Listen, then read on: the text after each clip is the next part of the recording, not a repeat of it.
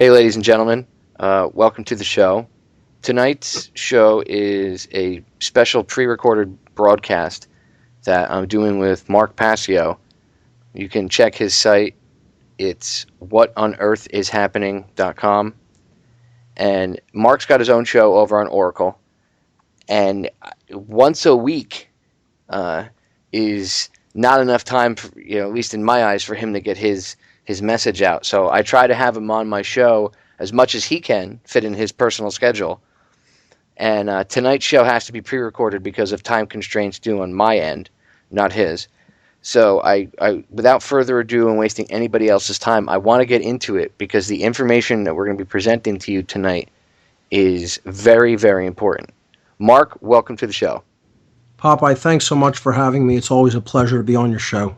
Well, I'd like to caveat all of this by saying that my involvement in the satanic hierarchy was extraordinarily low. I was not what you would call a ranking member by any stretch of the imagination. I was simply one of these minions who participated in different rituals, and these rituals really form sort of an initiatic type of filtration system. What they're looking for is people who are truly psychopathic or have extreme psychopathic / sociopathic tendencies. Okay, they are looking for those people to groom them up for the higher ranks in this hierarchical system, this network of control freaks. So that having been said, the level of participation that I reached in the dark occult was not very high, and I did not participate in any rituals that involved any sorts of crimes. Mainly, the type of ritual that I have participated in my past during my involvement with the Church of Satan was psychodramatic rituals that are done usually around the 4 main Sabbats of the year, which I'll get into in a moment. But they are basically energy direction rituals, okay? In the dark occult, they know that energy and vibration plays a role in everything that we do. And they also understand the power of numbers, of getting people to think along the same lines in large numbers. So what these rituals that I was able to participate in are about are energy, focus, and release. And there's 3 major kinds of rituals that are done in the form of Satanism that I was involved in. And these are destruction rituals, they're known as. One of them is known as a compassion ritual, believe it or not. And then there are sexual rituals. So the 2 main kinds of rituals that I really basically witnessed, and in no way was I, again, a director of any of these or somebody who was conducting them. I was just a participant. It's mainly, again, to focus people's minds in the same direction for the same purpose. And that's something that I've often talked about on my show.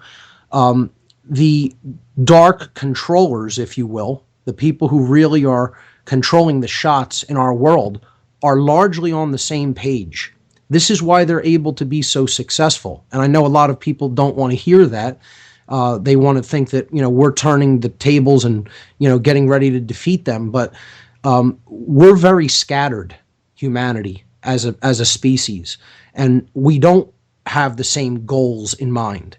We have wildly different, varied goals, and people are not on the same page and don't really think with a directed focus as the dark occultists of this world do. So that's what they come together to do, to set everything else in life aside and then think for the exact same purpose. And it's very specific. So it may be this individual is having a extreme block with some aspect in their life. And if that block is removed, then something big is going to open up in a larger sense for the group. So this obstacle needs to be removed. So that would be an example of actually a compassion ritual. And they will actually focus their intent for that purpose to actually attempt to make it happen. And then it's not, just if the people who are there are working together in real life and they're not just, assembling, gathering, and then going to their respective, daily lives and routines. Some people do work in close conjunction with each other in the real world, aside from, the times when they come together to participate in rituals. They'll attempt to make this happen through physical means or financial means or other means. It's not just an energy focused, but that's a big part of one of the rituals to focus energy. Another one might be purely to direct negative energy at someone. So this is a destruction ritual. I participated in one of these, and in a smaller group, or what they call grottos. The groups are not called covens in Satanism. They're usually called grottos. And in one of the grottos that I participated in, a ritual, the destruction ritual was done for someone that I actually had in mind. And I won't go into details about what happened, but the individual did suffer a really negative circumstances in what I would consider short order of time after that ritual was actually conducted. Now, you could say that's a coincidence, or you could say that, that ritual didn't actually make the events of this person's life unfold in a negative way. But, this person basically lost their job. They became, addicted to hard drugs.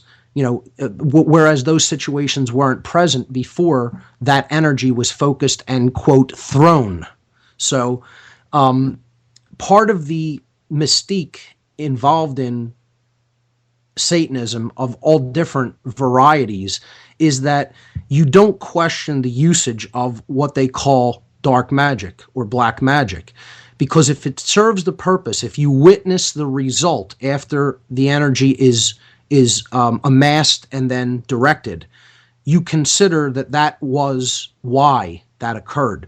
To not basically give credence to that, and this is in their system of beliefs, what they say is then you are denying the power of the self to actually direct that, and in doing so, that confidence loss will never allow that really to happen for you again. So it'll say like that form of magic will like kind of backfire against you, or not, at least not backfire, but fizzle out and not work for you anymore.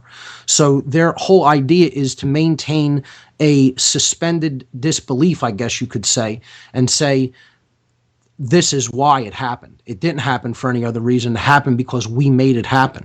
And some people, again, they will be very dismissive of that. But I would say that this is how the law of attraction works at a certain level. If you can get enough people thinking the same thing, you can change events in the physical reality in which we live. Look, if you're going to get into the realm of conspiracy, you have to touch on this research. I don't think that religious dogma should block people, although I know it does. A lot of good researchers allow their religious dogma to block them from looking into this, and they just denounce this stuff as misdirection or crap and everything else. But you have to understand the things that your enemy is really up to if you have any hope of trying to defeat them and turn things around. You have to get into their mindset to the extent that you actually become a reference guide for that entire psychology. I love the way Michael Tessarion actually words it. He says, each one of us needs to become a walking encyclopedia of evil, meaning to understand how all of their methodologies and how their psyche functions. You have to know the mindset of your opponent when you sit down and play a chess game. And that's really what we're involved in, a war of strategy and a war for the minds of people. And if we don't understand the mindset, the psychology of our opponent, we're doomed from the very outset. So a lot of people are blocked in the sense that they'll make the statement that they don't believe in any of this stuff, therefore it doesn't affect them. And this is complete nonsense when you really think about this, because if you would sit down and try to make the statement, well, I don't believe in radical Christianity. I don't believe in radical right-wing Christianity. I don't believe in radical Islamic fundamentalism. So none of that can ever affect me. And of course this isn't true, because people who do believe in those things are willing to act upon their beliefs in the world. And therefore you absolutely can be affected by those ideologies. So this is just like any other religion, any other extremist form of religion, except this one happens to really be the one that lies behind the powers that shouldn't be in our world. Okay, they are Satanists and dark Luciferians at the highest levels. And, I don't know if we have time to get into what that ideology really entails. I mean, we can go into their year and the breakdown of these different points in the year and where they conduct their rituals, the times of the year that they conduct their rituals. Yeah, I'd like to get into that, and we have plenty of time. Go ahead, Mark, get right into it. I think the first thing I'd like to touch on is the basic ideology of Satanism, because most people, when you say Satanism, they have a completely erroneous view of what this religion actually is all about. They immediately think of, like voodoo-ish type rituals, and they immediately think of, the devil with a, horn and tails, and, all of the things that the Christian view of Satanism puts into people's minds. Now, I'm not going to tell you that extremely devastating, murderous rituals don't take place where people are killed, because they do, and tortured. That was not my level of involvement, because I developed a conscience after witnessing the kind of people that were involved in the lower level rituals that I attended at the beginning of, my involvement with some of these grottos. So I pulled back from it before going into deeper levels. So my level of involvement, again, didn't involve any committing of crimes or hurting other people or torturing people. It was largely ideological and religiously based. So the ideology of Satanism is ultimately what runs this world. And what I mean by that is it's not so much of a religious belief system as it is a way of living. It's a way of interacting with other people. And it's a mindset. It's a worldview. It's a way of viewing yourself and others in the world and then acting accordingly. That's really what Satanism is. So what the main tenets of it is the self is the most important thing in the universe. That's the God in Satanism. The ego is worshipped, okay, is put on a pedestal above everything else. And I mean in a very selfish and worldly way. Okay, so whatever's good for you is what is good. Whatever's bad for you is what is bad. It's moral relativism. Okay, there is no objective right or wrong in Satanism and dark Luciferianism. If the self benefits, that's what is good. If the self is harmed, that's what is bad. If doing something that harms others and benefits the self, okay, take an example where someone else is harmed, but you profit. That's good in Satanism, okay? If great amounts of good can be done, but maybe you don't end up, the winner or the one who profits, that's considered not good. That's considered bad. So in other words, it's always from the point of view of the self profiting and gaining over others. And everyone in the religion has this mindset. So it's like a dog-eat-dog mindset. It's social Darwinism, literal survival of the most ruthless in society. So that's what this is based on. It's based upon social Darwinistic ideas. And I don't call this ever a philosophy.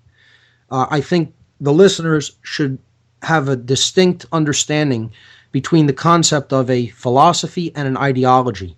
Philosophy means the love of wisdom. And true philosophies are ways of being in the world and thinking about things that can really ultimately do no harm to others because they're based in wisdom and truth. An ideology is just a way of thinking. Okay, so an ideology can be based upon philosophy, and it could be in keeping with wisdom, or it could be completely erroneous. It could be based upon false and flawed fundamental axioms. Okay, and in doing so, that following that ideology can create enormous harm for not only the self but other people as well. So there's a big distinction between an ideology and a philosophy, and Satanism is an ideology as much as it is a religion. More so, I would say. It's all about an ideology. And that ideology is fundamental separation, that there is no togetherness, there is no fundamental oneness. Everybody is atomized and separate, and they're all on their own competing for limited resources, and it's dog eat dog, and you have to be as cutthroat and as ruthless as possible to get to the top of the pack and stay there, and then be even more ruthless to stay there. And if we look at the world, this is exactly what they have indoctrinated and conditioning the people of the world to be like. I would go so far as to say a lot of so-called Christians, what I call chinos, Chinos, Christians in name only, Chino, okay, Christian in name only. These people actually live a satanic ideology more so than a true Christian philosophy. Most of the world is living in a satanic ideology, whether they're Christians, Jews, Muslims, atheists, doesn't make a difference, because this is a worldview. Would you say that the Bushes could be considered that, how they portray themselves to be very Christian, but you know that behind the scenes they're actually much, much eviler than that? I would say they absolutely are Satanists. And when the idea that people think that George Bush Jr. specifically was a Christian, this idea was actually garnered by the masses during an interview that he did during his presidential campaign, where he was asked if he was a religious man and asked if he was born again. Or he was actually asked if he was a Christian, asked if he was religious. And what he responded to the news interviewer, he said, "If you're asking me if I am born again, then the answer is yes." And he didn't mean born into the light of Christ, or he didn't mean, as a born-again Christian. He meant he was born again because of the initiations that he had undergone in the dark occult networks that he participated and was brought through and groomed through to reach his position of power. And I'm referring, of course, to the Order of Skull and Bones. That's what he meant. He was born again through their initiatic system. The Skull and Bones is a clandestine dark Masonic order that operates out of Yale University, and they have rituals of symbolic rebirth, of dark masonry. So that's what Bush was referring to. He wasn't referring to being born again into the mindset of Christ consciousness. He was referring to being born again in his dark order of death, as they call it, the Skull and Bones. And this is really important, I think, to focus on at least a certain amount of time of your research, because it's what is going on. It's what creates these monsters. People are like, I don't understand how they do this. Well, understanding their philosophy on things and who they really worship and all this other stuff is essential to understanding why they would do these things. At least that's how I look at it. What do you think about that, Mark? Yeah, absolutely. You have to understand their worldview above all else. And again, their worldview is based in separation, in lack-based consciousness, and it's based in social Darwinism. So moral relativity plays a gigantic role in their belief system, and they have done a great job in propagating that belief system to the masses of people. Most people in the world don't accept that there is objective right and wrong. There's this concept that they have of situational ethics, that certain things are, right for me in this situation and wrong in another situation. There is objective morality. You need to understand what right is versus what wrong is, because that's what our rights are based upon. Whether something is right to do because it does not cause harm to another living being. And if it does, it's wrong to do it. So morality is black and white. It's not shades of gray, as people would have you believe. It's not relative. And I know that's going to be a hard swallow for most people out there, because they're under this form of mind control through repetition that's been perpetuated and propagated their entire lives. When you keep repeating something over and over and over and over again to somebody, eventually they believe it. It's one of the greatest methods of mind control. And what they've done that most effectively with is the idea of moral relativism, because that's their number 2 tenet, I would say. Their number 1 tenet is self-preservation is the highest law, because the self is the God, because the ego is the God. That's what they're clinging on to above all else, is the ego mind. Okay? So their number 1 tenet is the self comes before everything else. Self-preservation is the highest law, no matter what I have to do to another person, no matter who I have to step on, no matter who I have to harm. The second tenet is there is no right or wrong. That's all relative. What's right for me is what's right. What's wrong for me is what's wrong. And just think about carrying those 2 basic tenets out into the world, propagating them as widely as you can, what kind of a world you'll have. And I would suggest that that's not a future scenario. That is what has already been done for probably thousands of years. And the world that we have today, the society that we have today, is based upon this religion. This is why they call it the old religion. It's not called the old religion for nothing. Okay, it's just they want to maintain this worldview and bring it into a new form of control, which they refer to as the New World Order. But it's just propagating the same ideology into a different form into the modern world. It's all there to get people to stay rooted in the ego mind and never recognize any level of oneness. Most of all, oneness within the self, to unify one's own thoughts, emotions, and actions. They want everybody atomized and separated, but above all else, separated within, so that their actions are always in betrayal of their emotions and thoughts.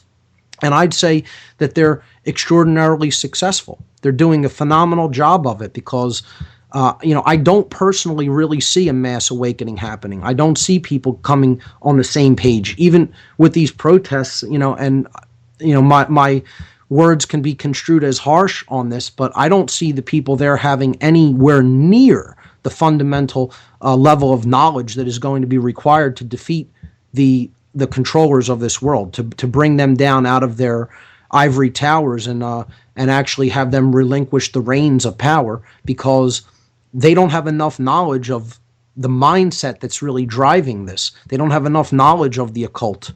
And some of them don't even think that the occult exists, that it's not real, because they don't believe in it, which is, again, it's a naive child's way of looking at this. Instead of attempting to discern for yourself whether this is real and whether this is actually going on, and there's abundant evidence to do that, people want to just make up their mind based on an opinion or a like or a dislike, and moreover, they want to make it up based on denial, because they would rather call someone a conspiracy theorist rather than entertain the notion that this is simply extremely uncomfortable truth. And they don't want to look into it for that reason, because it makes them afraid. They're afraid of what they might find out at the bottom of that rabbit hole. So they decide, I'm never going to go down there. So that's the main thing, is we need to understand their mindset. Okay, we need to understand that mindset most of all, because that's the mindset they have given the people of the world. The people of the world have their mindset, and that's what needs to change. The reason we need to understand their mindset is so we can get out of it. Most people are living in a satanic worldview and don't even know it. They don't even know it, because they grew up that way. That's how their parents taught them, and that's how they're going to teach their children. And that's the definition of actually not being raised in consciousness. It's not actually developing a true conscience, because developing a true conscience and leaving the animalistic instincts and the base animalistic ways of behavior behind and moving upward in consciousness to become truly human. What that entails is the development of a conscience.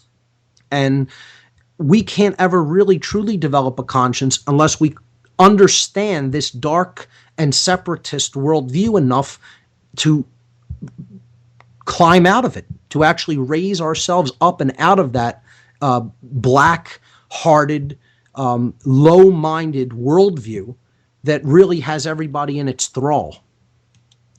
And they propagate that worldview every single day in their media, on television, in their newspapers and magazines. This is all you'll really see, is we need to do what's in our best interest and everyone else be damned. And that's what's going to happen. You know, that's their mindset, and that's how they want everybody thinking. They want everybody saying, I need to only worry about me. I need to only worry about my situation. This is what the mindset cops are in. Police and military are totally in this mindset. I'm a military guy. I'm going to go and join the military, and I'd be willing to drop bombs on people just because, I'll get a free education, and I'll get a paycheck, and I'll get a pension. You know, I go into the police force because I, want to have a job that's secure and have a pension and a good paycheck. And I don't care whether I'll be asked to abuse rights. I'm not there to question that. I'm not there to ask people whether there's actual right behind that action. If I'm not there to think, I'm there to unquestioningly follow orders and just go and do what I'm told as long as I get that paycheck, because all I'm worried about is me. See, that's the mindset. And people want to deny that and say that isn't the mindset of most of these people. It absolutely is the mindset of these individuals. That's their mindset. You could bring up a million examples of how their actions are actually in violation of other people's rights, and they'll say, yeah, but this is my situation, I got a family to feed, etc., etc., etc. Endless amounts of justifications. And I'm telling you right now, the people who are in ownership, not just direction of, that too, but they're in ownership of these institutions. Okay, they own and direct these institutions. At the highest levels, they are Satanists.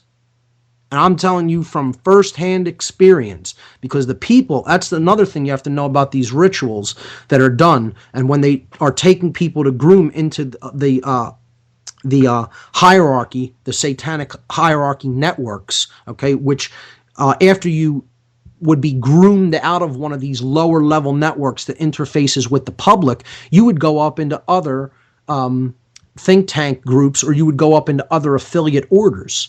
Okay, so the Skull and Bones order is much higher on this, but again, that's mostly a bloodline connected thing, and the elite are mostly running something like that. That's much higher up in the hierarchy, as is something like the Club of Rome, or something like the Bilderberg Group, which, in something like that, you're not going to work your way up into that. That's something like you're either born into, or you have extreme power through and connection through some other mechanism of finance or media, and therefore you're welcomed into an outer circle within a group like that. But there's always an inner circle that's bloodline. Okay, that you don't work your way into that. You're born into it. So this grooming process, again, is attempting to identify the psychopathic individuals. And I had extreme psychopathic tendencies. I was never like an actual psychopath, but my worldview made me have tendencies that actually were quite psychopathic. And this is what I would say you can see in the police and the military of the modern world.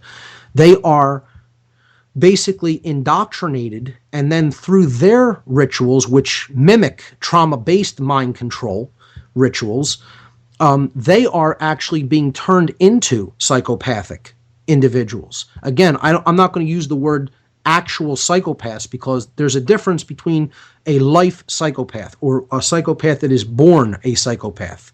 And there is such a thing as people who are simply born without the ability to experience emotion.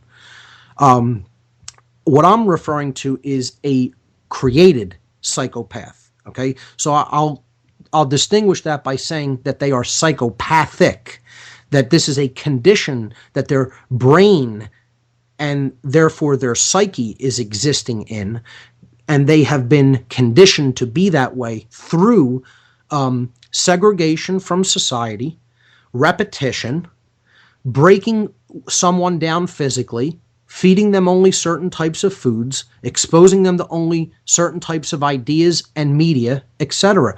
These are the classical techniques of any cult. And what I've just described in those few methods are the methodologies through which the police and military indoctrinate their initiates, because it is a system of initiation into a cult. It's no different than initiation into the dark occult schools. Okay, it's the same thing. You set the society up as separate than everybody else.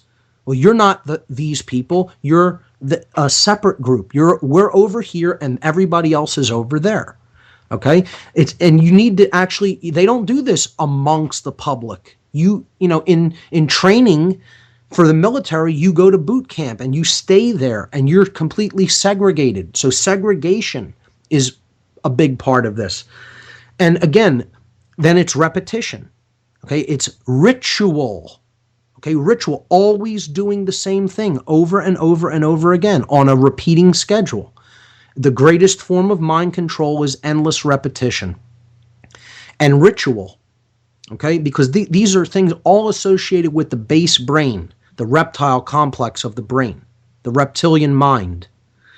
So when you can keep somebody down in that reptilian mind through repetition, through fear, that's another thing that's used. It's trauma. That's what it really is. You're breaking down the personality of the individual because you want them to be completely identified with groupthink. It's the same thing in a cult, in any cult. It's the same thing in basically any religion.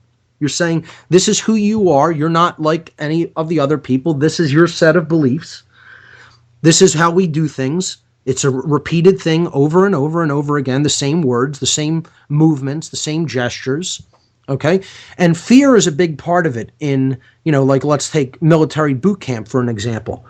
You don't know when something might happen. The drill instructor might come in and put you through, all kinds of different rigorous, strenuous physical tests. And that might happen at 4:00 in the morning. Yeah, when it's you were called out of a dead sleep. When you're well, at least when I went to boot camp when I was in the Coast Guard, it was called the Performance Enhancement Platoon. And what they did to all the new recruits, the new companies that would come in, like the big, the first week is indoctrination week. Anyway, you're getting shots and everything else. Right. So usually during that, it's interesting how they call it indoctrination week. Wow. When you look back on it and you know about mind control, you're like, wow, dude, the levels of mind control at boot camp. We could do a show about that by itself. But anyway, they bring in this group, and these are the screw-ups. And they put them in this special little platoon, and they call it PEP, the Performance Enhancement Platoon. They make them walk around with red belts on, and with their right arm at a 90-degree angle to the deck, which would be the ground. So you could only imagine that kind of looks like little Nazis walking around, right? And everywhere they go, every time they make a step, they have to say the word PEP. Now, they do this to embarrass them, they say. But once you understand mind control, you realize what they're doing. And what they did to the new groups is every week, the first week, they would bring these guys in at like 4:00 in the morning, and they would go into the head of each of the barracks rooms. And usually each squad room would hold, we had, I think, 60 guys in our squad room. 3, bunks, 3 levels high. And there was 60 or 80 of us in there, something like that. And they brought them in at 4:00 in the morning and beat the crap out of these guys. Now, the head is what in naval terms or in the Coast Guard or the Marine Corps you call a a bathroom, and they would bring them. The bathrooms were big enough that there was multiple sinks, you could shave in them, and there was a group shower, and they take away your dignity too. The first night you're there, before you even do anything, as soon as you get off the bus, within 15 minutes, they make you strip down naked and climb into a shower with a bunch of other guys. And they make the females do the same thing. You got to strip in front of each other and then get dressed. They give you like sweatpants and stuff, to a pair of sweatpants and a t-shirt to wear pretty much for the first day, and then you go pick up your gear and stuff. But that's all breaking people down. Anyway, it's about conforming them to one way of being that is completely it has stripped them of any uniqueness, any part of the original. Oh, they totally rip your individuality out. They even tell you at the end of boot camp, the last like 2 days, you sit down with the drill instructors. At least when I was there, that's what they did with us. And these guys that were total dickheads to us for 8 weeks were suddenly treating us as we were like part of the group, because we had gone through this quote unquote initiation of 8 weeks of hell, and training. And they tell you right off the bat, like somebody asked them, why you guys are so nice. You seem to be so nice, like as normal human beings. Why are you such dickheads to us? And they laughed, and they were like, that's our job. That's what we're trained to do. And they explained that they go to drill instructor boot camp and all this other stuff. And they told us, like, part of drill instructor boot camp is they make them stand and yell at a tree for like 8 hours, Mark. So that they can learn how to be completely degrading and insulting, and they do it because they say the tree won't cry and run away. Well, people may think, what does comparing the military and police's indoctrination methods have to do with Satanism? Okay, and I would say it has everything to do with it, because again, you have to understand the main fundamental ideological tenets of this religion to really deeply grasp how this religion is really what's in control. This is the fundamental ancient religion that is still in operation today and is still ultimately controlling things behind the scenes. Again, when I was in this, I guess you could call it cult. That's what it was. They referred to the people who actually we think of as the controller class, the military and police. They would refer to them as their dogs, because they know that at the highest levels of the hierarchy, their people are in control of these groups and run them. I mean, all you really need to do is look at the fact that Michael Aquino, was in charge of the Army's psychological warfare unit for years. And this guy was simultaneously the head of one of the largest West Coast, or the largest West Coast, one of the largest in the world, I should say, dark occult orders, the Temple of Set. I mean, just look this guy's name up. He was brought up on charges for child abuse and pedophilia. You could. He was named in the Franklin cover-up. There were witnesses that named him as an abuser. Sure. And if you look up Kathy O'Brien and Mark Phillips, she even says in her book, The Transformation of America, and for the listeners that aren't sure, Kathy O'Brien is a mind control survivor, and she's come forward with what she knows. There's also a lady named Bryce, but I can't remember her last name. I think it's Bryce Taylor. That's what it is, Taylor. Another one. She's her book is amazing too. And Aquino's name is mentioned multiple times, and Kathy names him specifically as an abuser of of her daughter and herself. And she says that she talks about the Church of Set and everything else, and how he is just 110% into mind control. He knows how to mind control people. He's involved with creating these presidential models. So it's all linked together. So you have to understand that this is what they do. Mind control goes all the way back to Babylon. A lot of people are mistaken, and they think that it was some stuff that the Chinese invented, and and we picked up from Korea and then brought back here. No, these are well-known techniques that are ancient, and Aquino is himself an expert in electronic forms of trauma-based mind control, where someone's brain is basically hit with enough electricity that you can create compartmentalization in the human psyche, or splinter personalities, to then program one of the individual personalities that's fractured off from the main personality in order to hide from the trauma. This is a psychological defense mechanism of the brain that's built into the brain in situations of great trauma. The brain will actually create an altar, it's called, that the active mind can hide in, while the subconscious goes and inhabits the part that's experiencing the torture. So at the subconscious level, you'll still, at some place be able to know that event happened to you, but it won't actually surface in the conscious mind. Because if it did, you would continuously go back to it, relive it, and experience the same emotions and possible physiological reactions that you did while you were in it, and that would basically break down the body.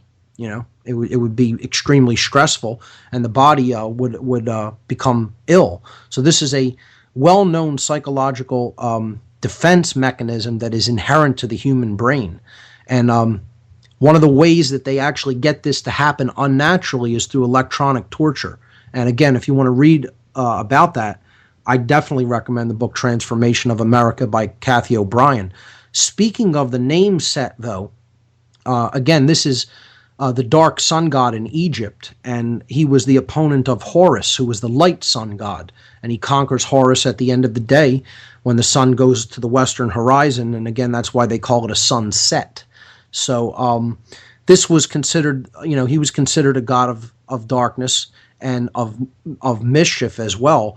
But there's another ancient Egyptian god that was considered the god of darkness and chaos as well.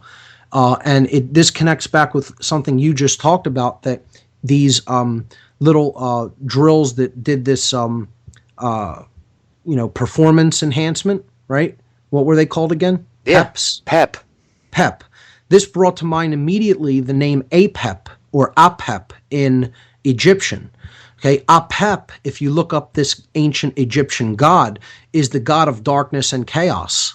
Okay, so their unit is called the Apep, actually, a PEP, right? And it stands for Performance Enhancement Patrol? Yeah, Performance Enhancement Platoon. Yeah, exactly. Platoon, okay. That's creepy. And just so the listeners know, Mark and I have never had a conversation about this off air ever before, so this is not something that we planned. This is really, that's creepy. You told me what the name was, the anagram was, PEP. That's the first thing I immediately thought of, was Apep in the Egyptian pantheon of gods. So, don't take my word for it. Look up Apep and you'll find... They used it to instill fear. And when I say instill fear, I can honestly tell people, boot camp pushes you to your extremes, your limits, and it either makes you or breaks you.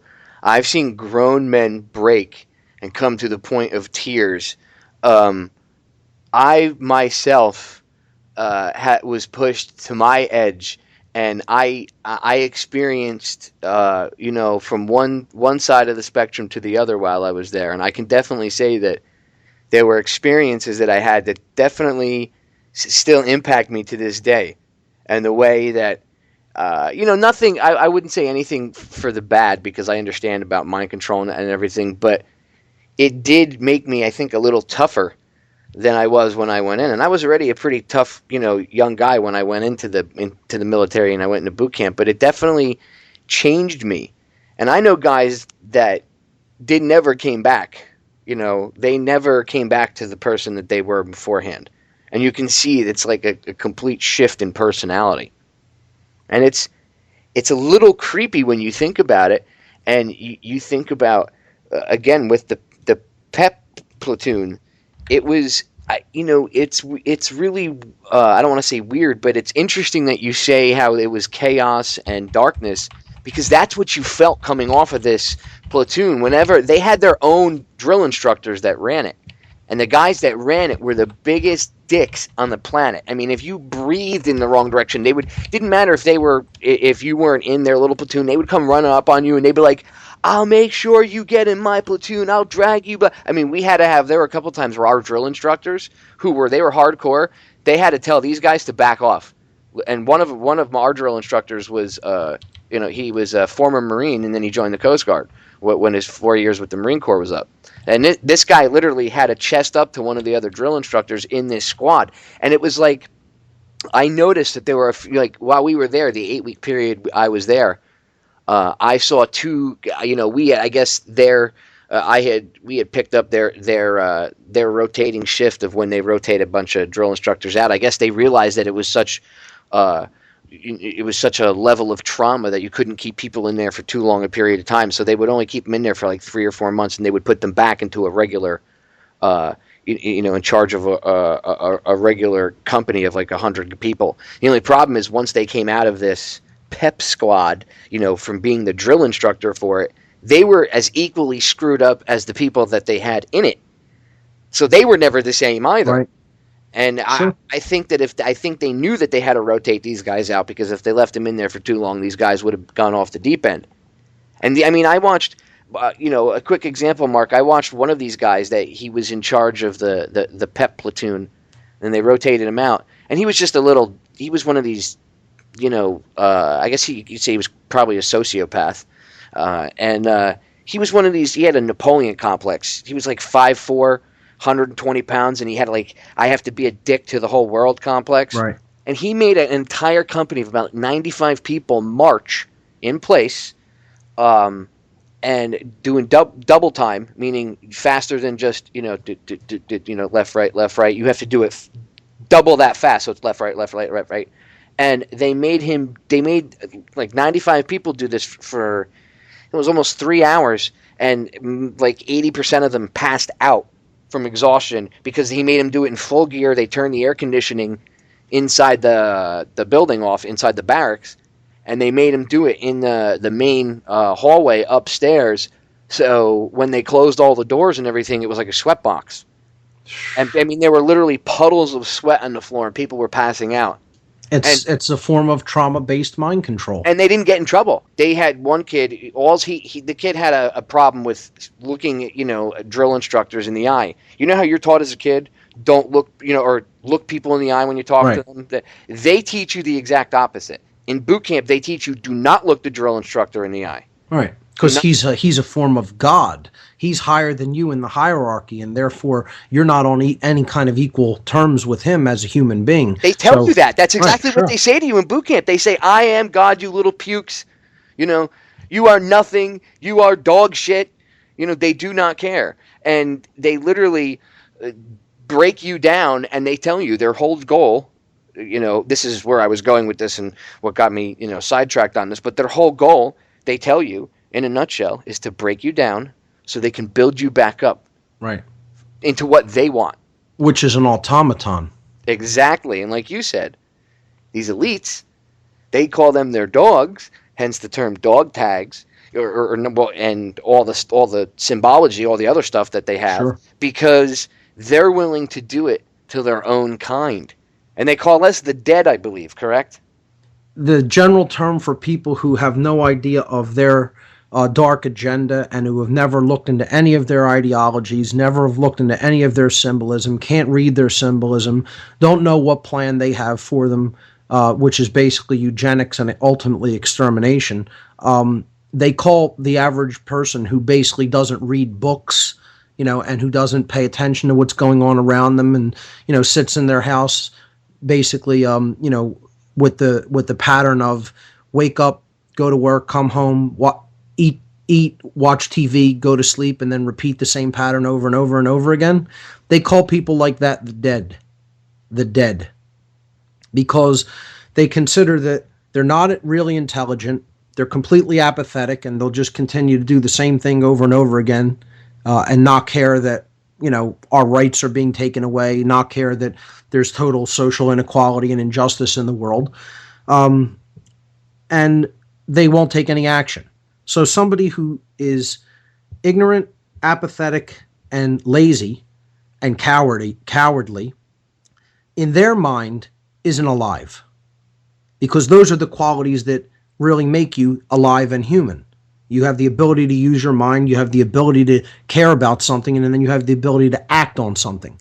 And they consider that the people of the world are basically not doing any of these three things, and they're not using them in any kind of higher capacity. Okay, all they know is what they're told through the idiot box or in the yellow journalist newspapers. All they care about is their own little individual life, their own little individual situation, or the few people that they surround themselves with on a daily basis, even if they care about that. And they basically don't do anything except the things that are required to procure enough money to put shelter around them, food on their table, and if there's any left over after that, maybe to have some form of entertainment or sexual escapade. And that's about the end of the extent that they act on anything. So therefore, if these three components of consciousness aren't activated, the occult rulers consider those people not alive, literally dead spiritually. And therefore, their rationale is, we're not doing this to real living people. We're doing this to people who are already robots. And therefore, we can't really be held accountable because these are just dead clumps of flesh, dead clumps of matter. They're not really human beings. That is literally how they think of this. I'm not paraphrasing or, putting my spin on this. I'm telling you, that is exactly how they think of the average person. And I've, heard this from them. And when you were involved in this, that's why I wanted to, you're like the perfect person because you have, from an insider, a former insider's view, you understand better than anybody could. And I want to stress the point that it's not like gothic kids that are doing this. This is doctors, lawyers, police chiefs, people that you would assume to be, every profession. Yeah, pretty much every profession. Judges, okay? I saw judges, doctors, lawyers, teachers, you name the profession, people in healthcare, doctors, you name it, they are involved. Because they're trying to groom people in position that are already in positions of power to do their agenda. The more uncaring and unfeeling they see that someone is, that's who they try to groom. And what I want to get you to understand is the psychological profile that they're trying to work up. Before we move on to more about the rituals, and I want to go through their calendar, and I want to talk about where some of the really even more dark and insane rituals take place, and some of the work that people can look into, and people that some of the researchers that people can look into to learn more about this. I'd like to, if I may, go over some of the things that the information that they procure from you when you become involved with one of these groups. So I have an application that I actually filled out when I was younger to become a member of the Church of Satan. And I'd like to show you what the profiling that they do even at an early stage. But then when you get around some of these individuals, there's more extensive profiling. They want to know where they can move you, what area they can move you into, okay? It's like dealing with somebody who's getting involved in the mob. The mob wants to know how much they can trust you. The mob wants to know what you'd be willing to do, how far you would be willing to go for them. And eventually they're going to get you involved in a crime so that they have something on you. Now, that did not happen with me, okay? I backed out of this, what I would consider, at a very early time where they were still attempting to assess whether I could be groomed because I was psychopathic enough to be taken up into their higher confidence. And I'm sure some test would have been offered that I would have had to perform and pass to their satisfaction before that would have even been considered. But again, I developed a conscience by recognizing how this hierarchy was actually working, how it was manipulating people, and how it was attempting to groom people through this psychological filtration system, you could say, to identify the most psychopathic among them. And when I realized that these were people already in positions of power, they were already in law enforcement, they were already in law, they were already in finance, bankers, etc. Okay? I realized that this was not just some club of people who were interested in philosophical ideas or ideological positions or ritual trappings or the exploration of magic and occult ideas. These were people who were actively involved in shaping the world. These are social engineers at the highest levels. That's what this is all about. This is about changing the world into the thing that they want it to be and ensuring that ways of being in the world are perpetuated and other ways of being in the world are not made possible. That's what this was all about. When I realized that, I said, I can't continue to maintain involvement in this. I was still basically infected with their mindset to a large extent. I would say it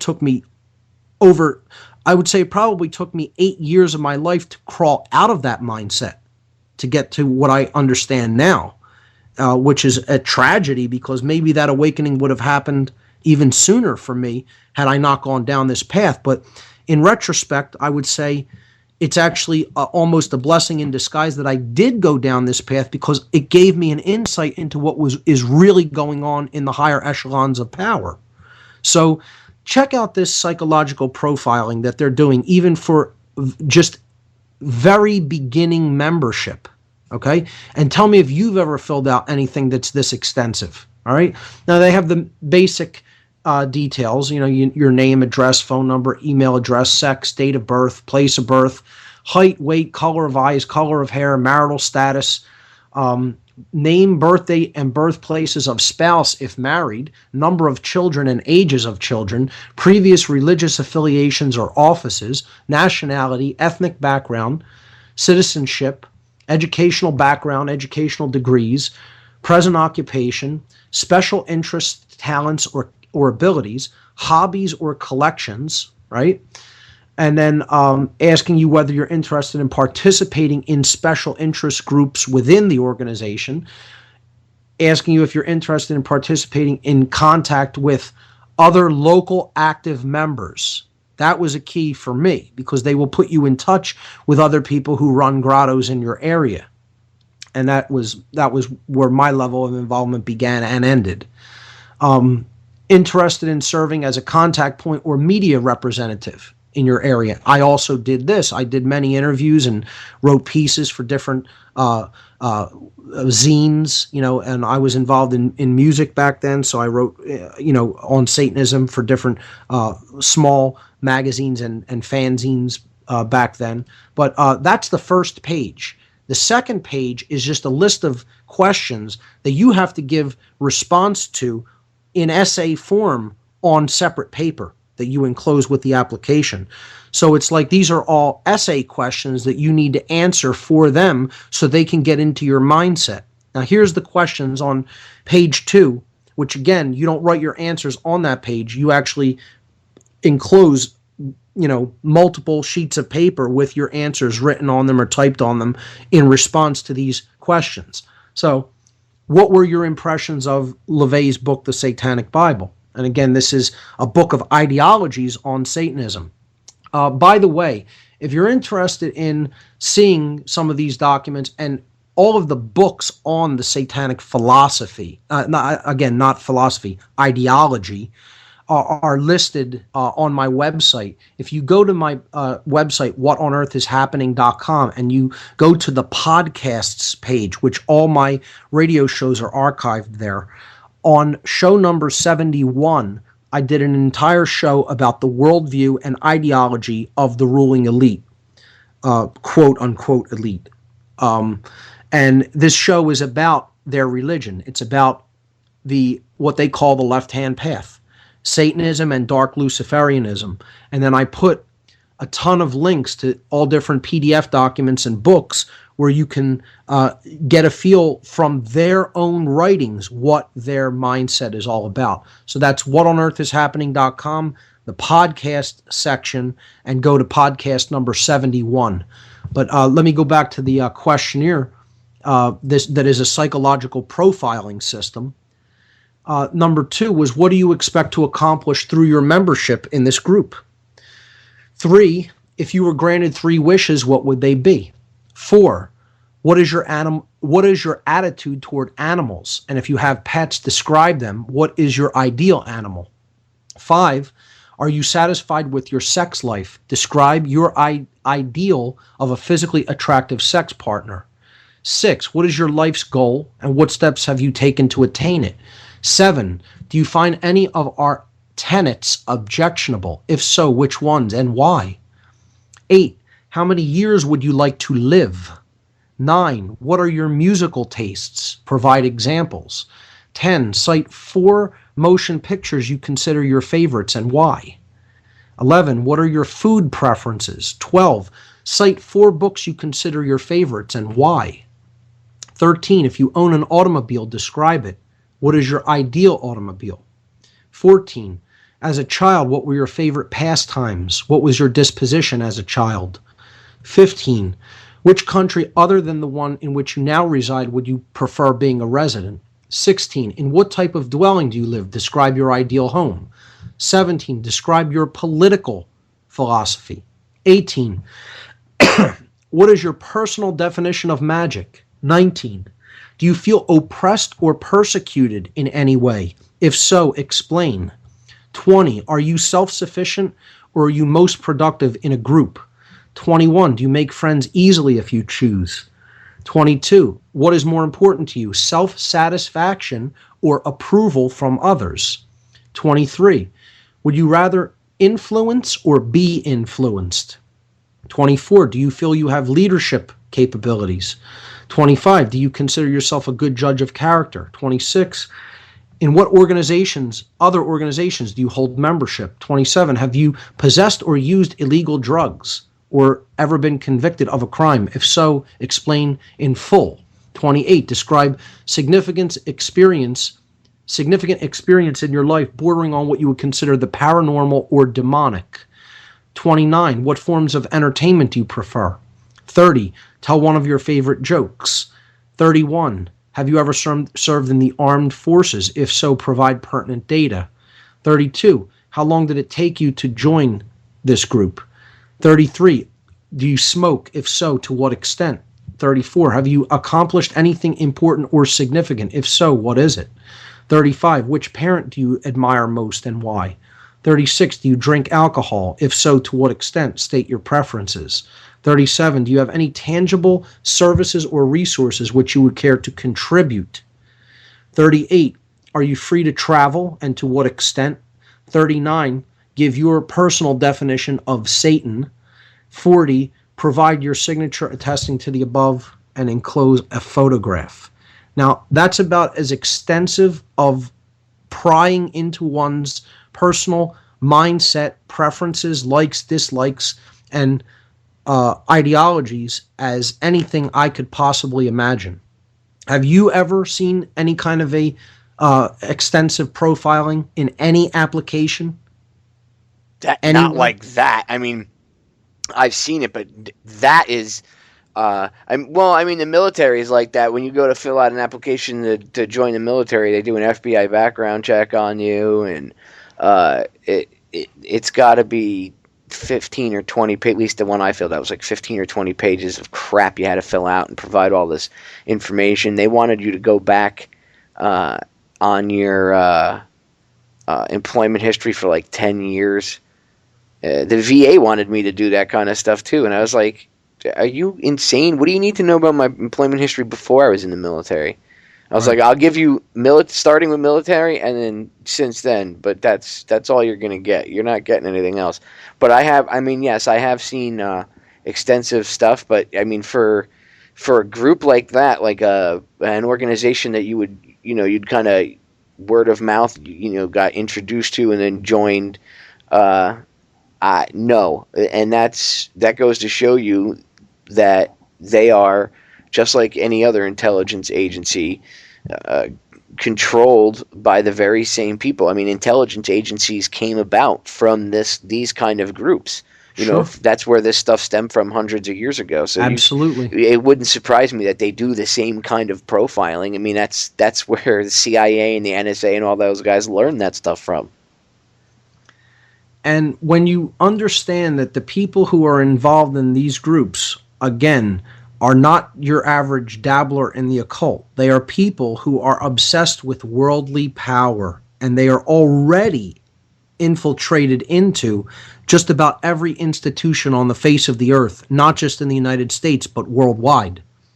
Satanism is much more widespread than anyone would have you believe. And I'm not trying to get people to be paranoid here or instill fear.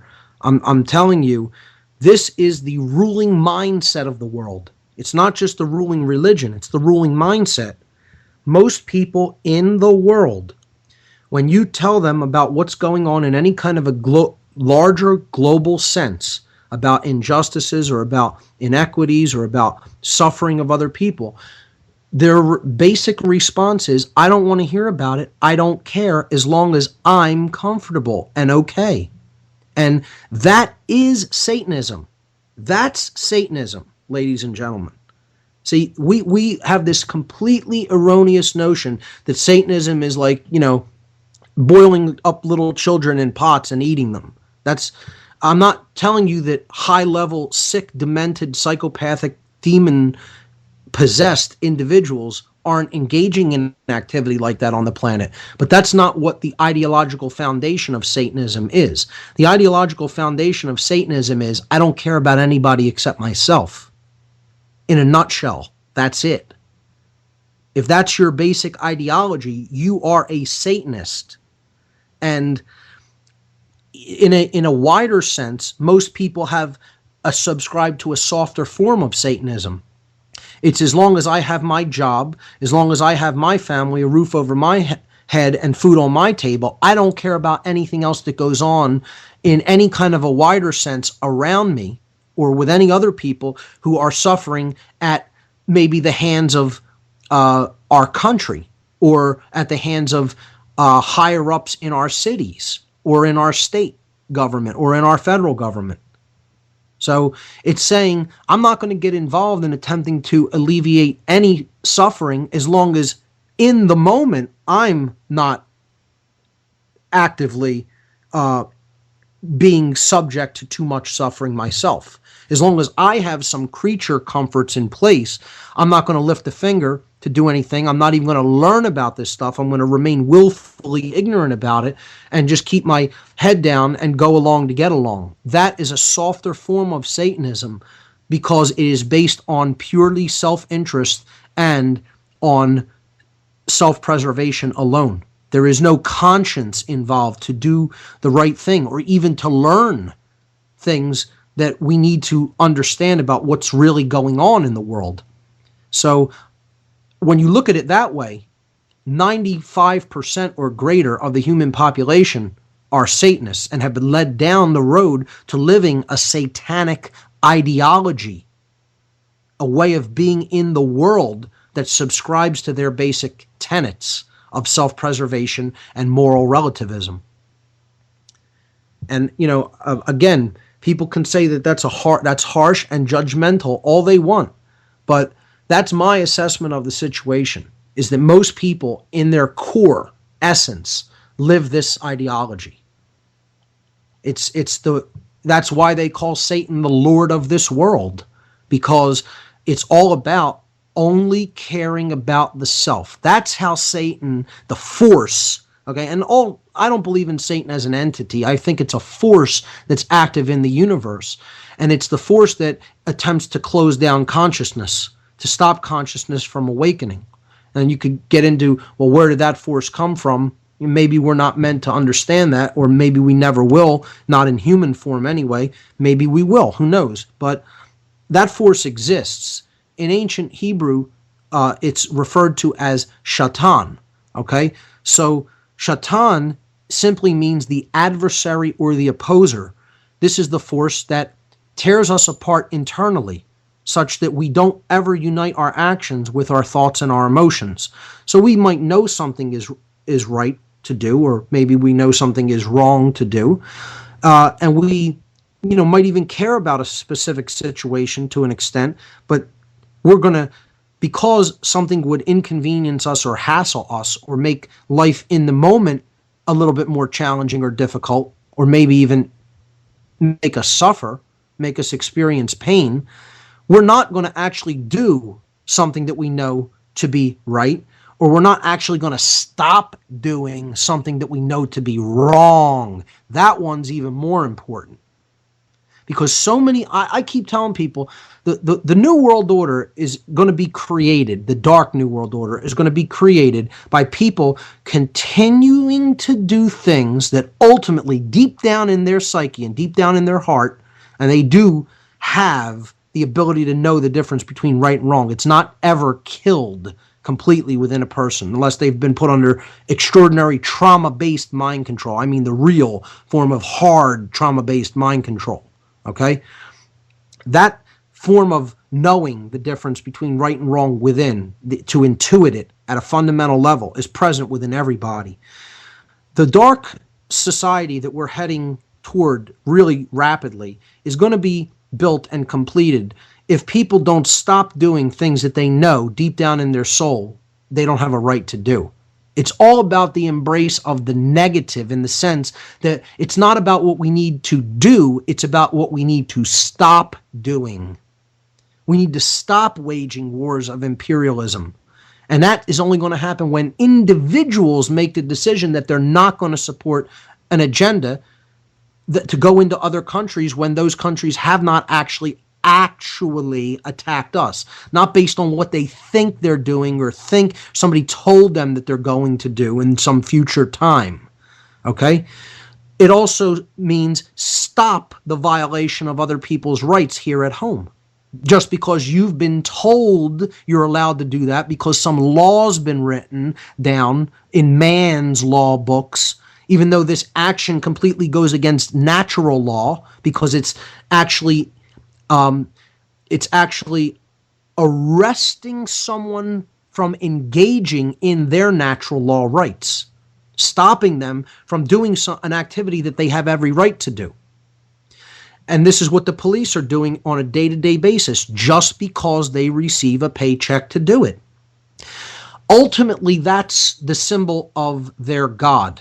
In Satanism, the symbol that represents the dark god is money itself. Money is the symbol that represents the thing that gets people to go along with this dark force, that keeps consciousness down, that keeps consciousness low, that keeps people from ever recognizing the true self, that keeps people ever truly consciously recognizing the real differences between right and wrong. That's always accomplished through the occult power of money. You know, in Stalinist Russia, and then, into all the way really up to the collapse of the Soviet Union, these individuals who propagated the totalitarian regime of communism would have continued to do it indefinitely. They never, ever woke up from their trance and realized what they're doing is wrong. Do you think the Nazis of Germany ever would have actually woken up and realized what they were doing was wrong? They would have kept doing it indefinitely until someone stopped them. The same thing could be said of the Soviet regime. These people would have continued to do this. The only reason that they actually ever came out of that condition is because the money flow that kept that machine going dried up. And they stopped identifying with the job because the job was no longer providing them the only thing they wanted as a result for doing those immoral actions: money. And I would submit to the people listening to this now who say, well, what's the way that we get people out of this mindset? I have dark news for you. I don't believe that there is any way of getting people out of that mindset with any amount of information, because these people have willfully made a decision to turn against their conscience and to turn against the true God of creation and to turn against moral right. They are not interested in moral right. They don't want to know the difference between right and wrong. They want moral license, which doesn't exist, to turn their back on the truth. That license does not exist. They want moral license not to exercise their own true free will. They want moral license not to exercise true personal responsibility. They want to hand their mind over to someone else who tells them what to do. And this is true of not just some of the people who are in military and police. And I'm not under the mind control that other people are, that no blanket statements are true. There are blanket statements, 100%, bar none, statements that are true. And the statement that is true, that is a blanket statement here, is not one person who goes into one of these institutions, okay, is a true individual. Every one of them, in some form or another, wants to hand over their individuality to the hive collective mind, or they wouldn't be there. They wouldn't be doing it. They would not ever join that position. They would not ever go into that. It's not for a job. There's tons of other jobs that you can go and do and look into. And I don't care how bad the economy is. Ultimately, they identify with authority. They think that there is such a thing in this world as the authority of man. They've bought into this ideology, okay, that there's a hierarchy, and it's based in authority that these people have, and they're allowed to do these things, even if it violates natural law, even if it violates the rights of the individual. It was written down. It says so in a book someplace. They're allowed to do that. So I'm not really doing anything that's wrong.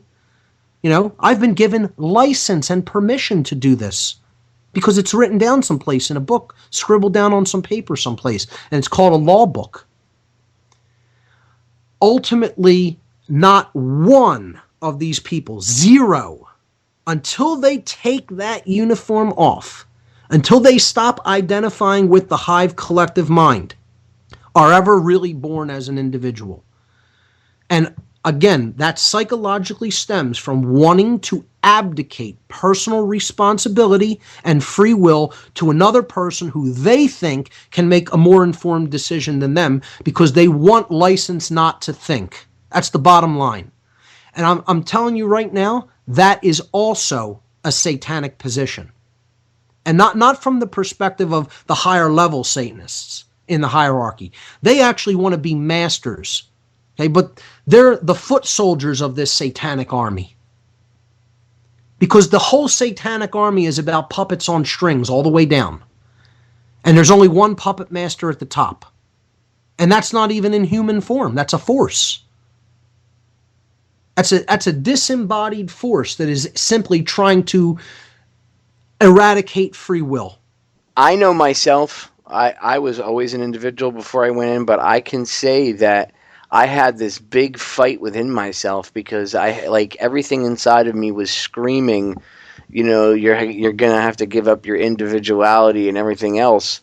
And it was always during the time that I was in the military, it was always this inner battle that I had, and it did affect me more than I ever let anybody know, but it really bothered me. I mean, I used to tell people, I feel like a big hypocrite when we go and bust, drug smugglers, and not with coke or anything like that. That I felt at least I was doing something. But then I started to notice things about how the DEA would come in and pick up the drugs, and it would they were complete dicks to us. When we would offload it off the ship, and I used to ask them what they did with it, and one guy said sarcastically, "We burn it," and I was like, "Yeah, you burn it. You probably put it back on the street and sell it." This is when I was in the military, and that kind of stuff started to. That was my inner, that was, the person I was, the individual fighting against this drone that they wanted me to. But I know after 9/11, again, another trauma-based mind control event, they used that to sucker people in that were individuals. Because I know so many people in the military that are artistically inclined, and they're beautiful human beings, and we would sit and have conversations, and I'm like, what the hell are you doing in the military? You Right. don't belong here. I don't belong here. And I guess the awakening for me really occurred was when I got hurt, because now I was no longer a useless drone, Mark. Now I Right. was, I was broken, and I was cast aside and replaced with a fresh 18-year-old, and I was like, wow. I was very disillusioned because I was golden boy one day, and the next day I was dog crap. And Well, that's when that inner fight started to, for the longest time it was always a 50-50 match, and then that was when it started that, my inner self was like, I can't put up with this crap anymore. right. But see, they don't let you have any sort of individuality. I am covered in tattoos. When I was in the military, I would get tattooed all the time. Just like I get tattooed now, and sometimes even more so. And they tried to write me up and bring me up on charges for desecration of government property. Wow. Luckily, one of the corpsmen in there told the captain of the base to chill out, and pointed out guidelines that I could have tattoos, and he pretty much, was able to get her off my rear end. But she wanted to bring me up on charges for destruction of government property, because you Right. contract out with them. And Sure. I got to tell you, when I signed that contract in MEPS, in the Military Entrance Processing Center, I got to tell you, Mark, that as soon as I signed it, my soul was screaming, "You just made the worst mistake of your life." And I even said, I handed the paper in, and I went home and I said to my mother, I said, "Why do I have this feeling I made the worst mistake of my life? Why do I have this feeling?" And it was my individual inside screaming, because I think it knew what was going to happen, what I was going to go through. And Right. luckily, my inner soul, my soul itself, my inner being, my individuality is much stronger than other people's. My sense of individuality is stronger. And So it eventually came through. exactly, it was able to shine through, even for all the crap they piled on. It was able to come through.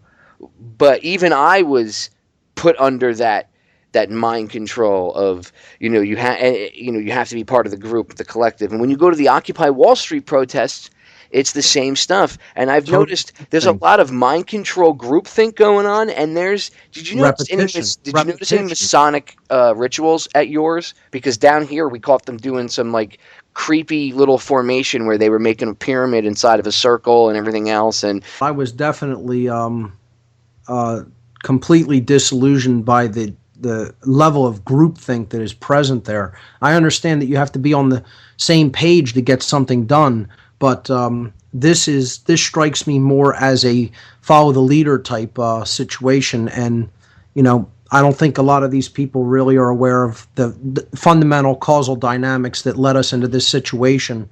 And I think when you don't have knowledge, but you're very emotionally charged and willing to act, your actions can always be misguided by someone who does have knowledge, and it can always be led into a direction that will get you to trade one set of chains for another set.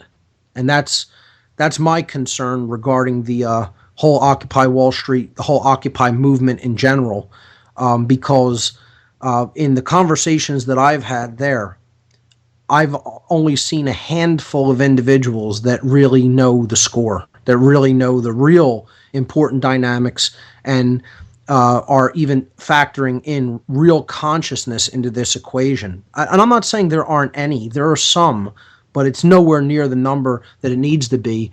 And the way that I see it being organized is definitely pushing a groupthink dynamic above the importance of the individual.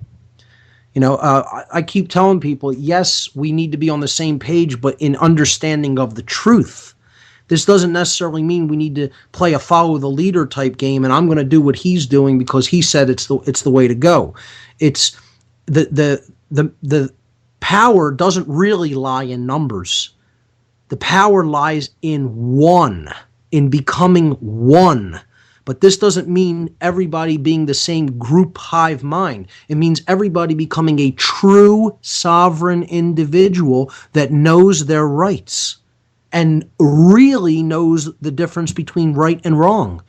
if that's done, if that happens, even if that happens on a scale that dynamic becomes the majority as opposed to the incredible minority that it is now, it will be game over for this dark new world order, and we'll see a more positive world order come into view.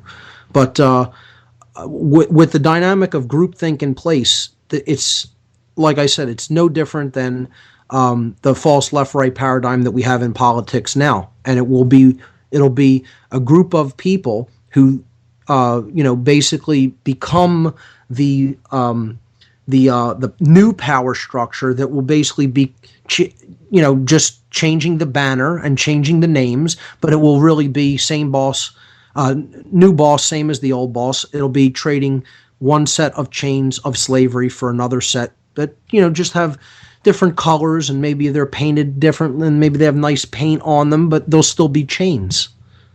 So that's what I think people have to really watch out for. To go back and transition this back into looking at specifically this time of the year and Satanism, I want to talk about the calendar of the dark occult. Yeah, that's what I wanted to get into.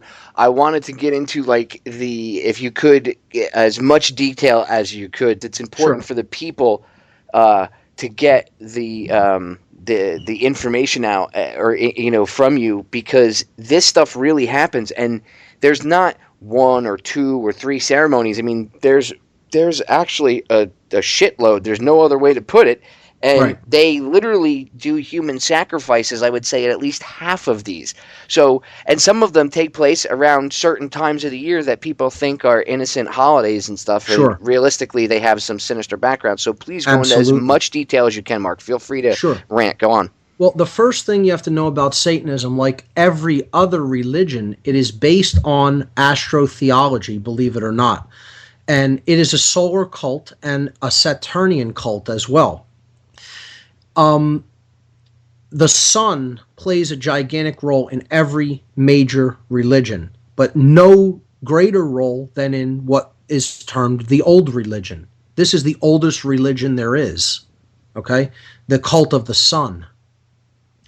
So, again, this is the cult of the dark sun, all right?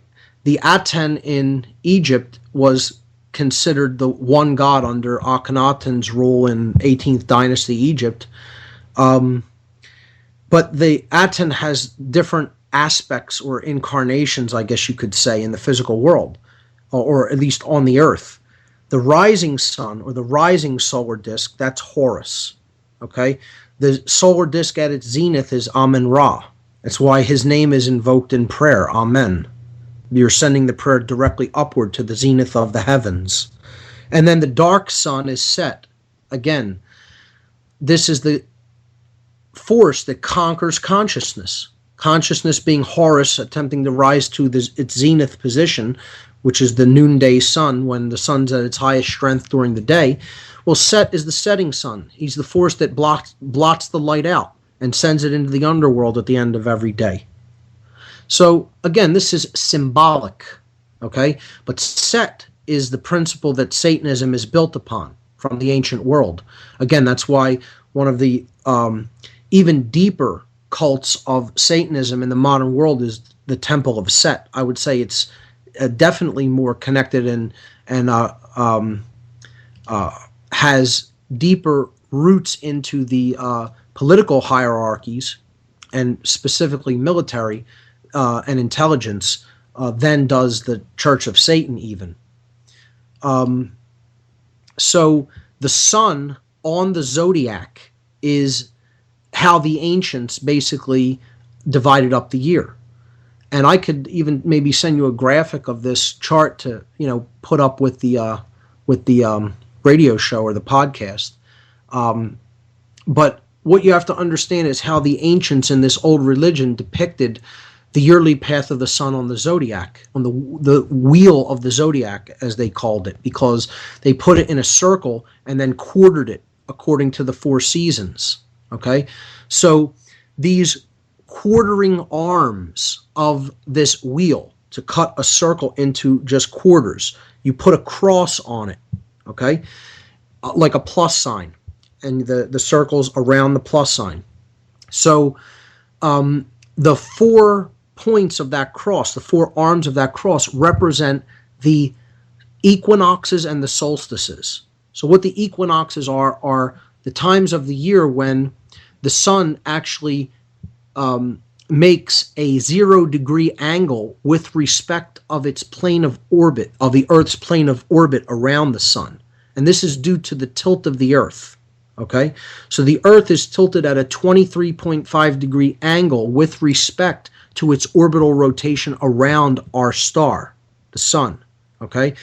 When it's at a right angle to the sun, there is no angle that is made with respect to that plane of orbit.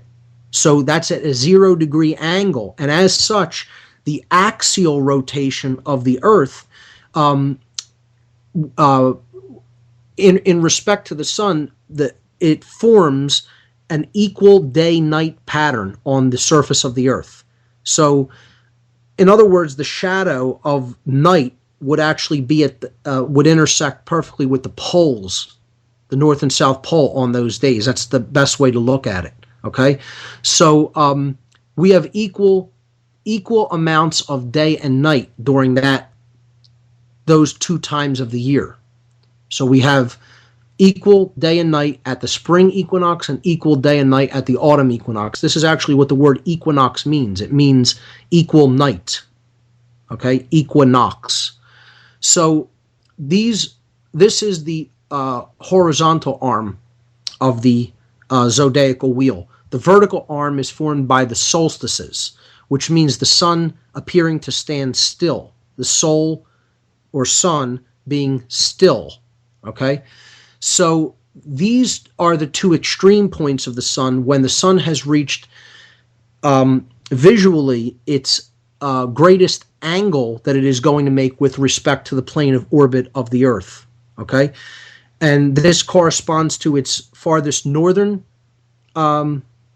trek into the northern hemisphere, its farthest position into the northern hemisphere during its yearly trek around the Earth's trek around the sun, and the farthest southerly visual position on the horizon.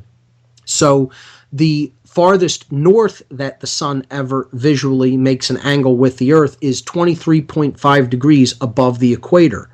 This is called the Tropic of Cancer. Okay, this is the summer solstice. When the sun is as far south as it's ever going to be visually observed, it's the farthest into the southern hemisphere that it's going to go during the course of the year. This is the winter solstice. So when it's at 23.5 degrees south latitude below the equator, we have the winter solstice, which is when the sun is at the Tropic of Capricorn. So if you look at a globe, you'll see these 2 dotted lines above and below the equator. These are called the tropics, and the northern one is at 23.5 degree north latitude. That is the Tropic of Cancer on the globe, and then the one that's 23.5 degrees south is the Tropic of Capricorn. So you can also visualize this simply as a sine wave. As the Earth orbits the sun, a sine wave pattern is created if you say this is when the sun is visually at the angle of orbit.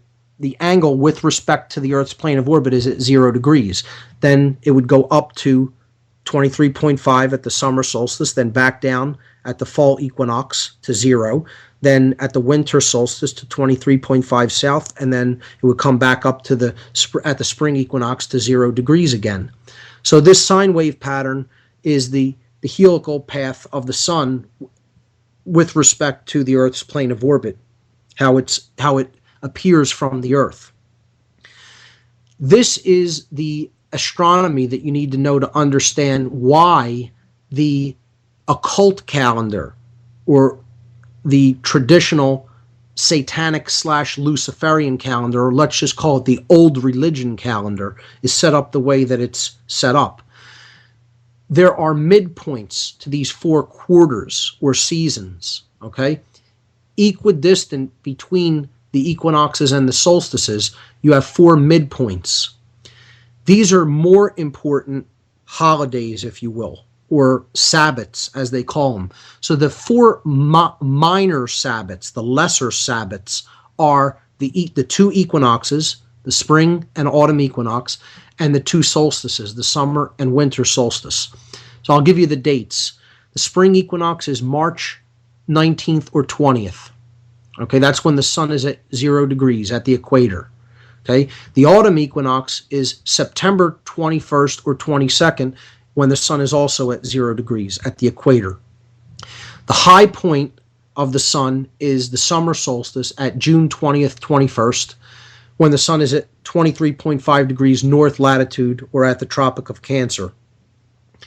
The winter solstice is at December 21st or 22nd, when the sun is at 23.5 degrees south or the Tropic of Capricorn. These are called the 4 minor Sabbats or lesser Sabbats. Sabbat simply means a holy day. Okay? We have the word Sabbath in the modern world. Christians' Sabbath is on Sunday because that's a solar astrotheological religion. The Sabbath of Judaism is on Saturday. That's a Saturnian astrotheological religion. The Sabbath of Islam is on Friday because that's a lunar astrotheological religion. So when we look at the zodiac, the quarters, okay, the 4 quartering points are the seasons, and the midpoints of those 4 quarters are the major Sabbats. So we would have the midpoint of spring. Okay, the midpoint of spring is directly in the middle of the constellation Taurus. So spring consists of Aries, Taurus, and Gemini. And at the midpoint, we would be at the midpoint of Taurus when the sun is in the house of Taurus. Okay, the bull. Now, there's a reason that this is the highest, quote, holiday or holy day of the Satanic or Luciferian calendar. And again, Lucifer means light bringer because this is ultimately about the sun, the masculine aspect of ourselves, okay, action, right, which can become control if it's overused or abused, the masculine principle. And it's about light or knowledge because these people do have lots of knowledge about how things really work in nature. And they exploit that. They also understand how the human psyche works, and they exploit that knowledge to keep people under their mind control. So this entire religion is all about the sun, okay? And we can get into the names that they attribute to the sun god. The dark sun, okay, has become, they've used an ancient word for this dark sun god. I can get into that a little bit as well. Let me continue with the Sabbath points to explain what these holidays represent. The midpoint of the bull season, okay, which is Taurus, the bull, is May 1st, okay? May 1st is referred to as Walpurgisnacht, in Satanism specifically, Saint Walpurgis's night, okay, who is a Christian saint that this day is named after. But in the older occult traditions, this Sabbath is referred to as Beltane. And there's specifically another reason that the word Bel is put in there, because that is, when we talk about the dark god, the dark aspect of the sun, okay, the ancient name for this god in different cultures around the world, but specifically in the Middle East, was Bel. In the area of Phoenicia, Cana, and Akkad, and Assyria, and Sumer, and Babylon.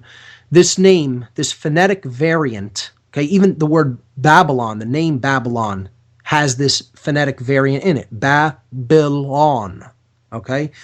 Bill or Bel was the name of this god. And see, it doesn't matter in a lot of ancient tongues which vowel is used. Like in Egyptian or Hebrew, there really aren't vowels. There's consonants, and then the vowels could be the vowel sounds could be interchangeable between the consonants. So Baal was one of his names. You've probably heard of that name. And he was referred to as a bull because in the 4,000 years ago, during the time of, the Babylonian priesthood, okay, the sun wasn't in the house of Pisces like it is now. It wasn't in the house of Aries, which is before Pisces, in precession. It was in the house of Taurus, the bull. So they worshiped the golden bull because it was the sun in Taurus. That was their god. This is why Satan takes on the appearance of a bull. This is why the Satanists who are in control of the world still worship a golden bull. That's their symbol for their money, their bull market. And that's the symbol of their god that is out there on Wall Street. There's not a reason why there's a golden bull out there on Wall Street. And it's why we have a bull market when things are going good for them. Okay? It's also why when you're in jail, you get to pay bail. And, oh, wait, we're paying bills. That's what we're trying to stay alive through doing, by paying bills. And what were we using to pay those bills? We're using bills. There's a reason that all of these things are named the same. This holiday is called Beltane. This is the highest satanic holiday there is. Actually, it's not even quite true. See, there's 8 Sabbats. We'll get into the other 3. We've already talked about 5, okay? The 4 minor ones, the solstices and equinoxes.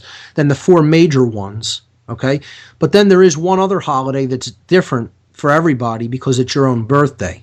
Because, again, the ego is worshipped in this religion, or is put on a pedestal at least, whether you consider that it's worshipped or not, I guess isn't really too relevant. It's still seen as the highest force in the universe.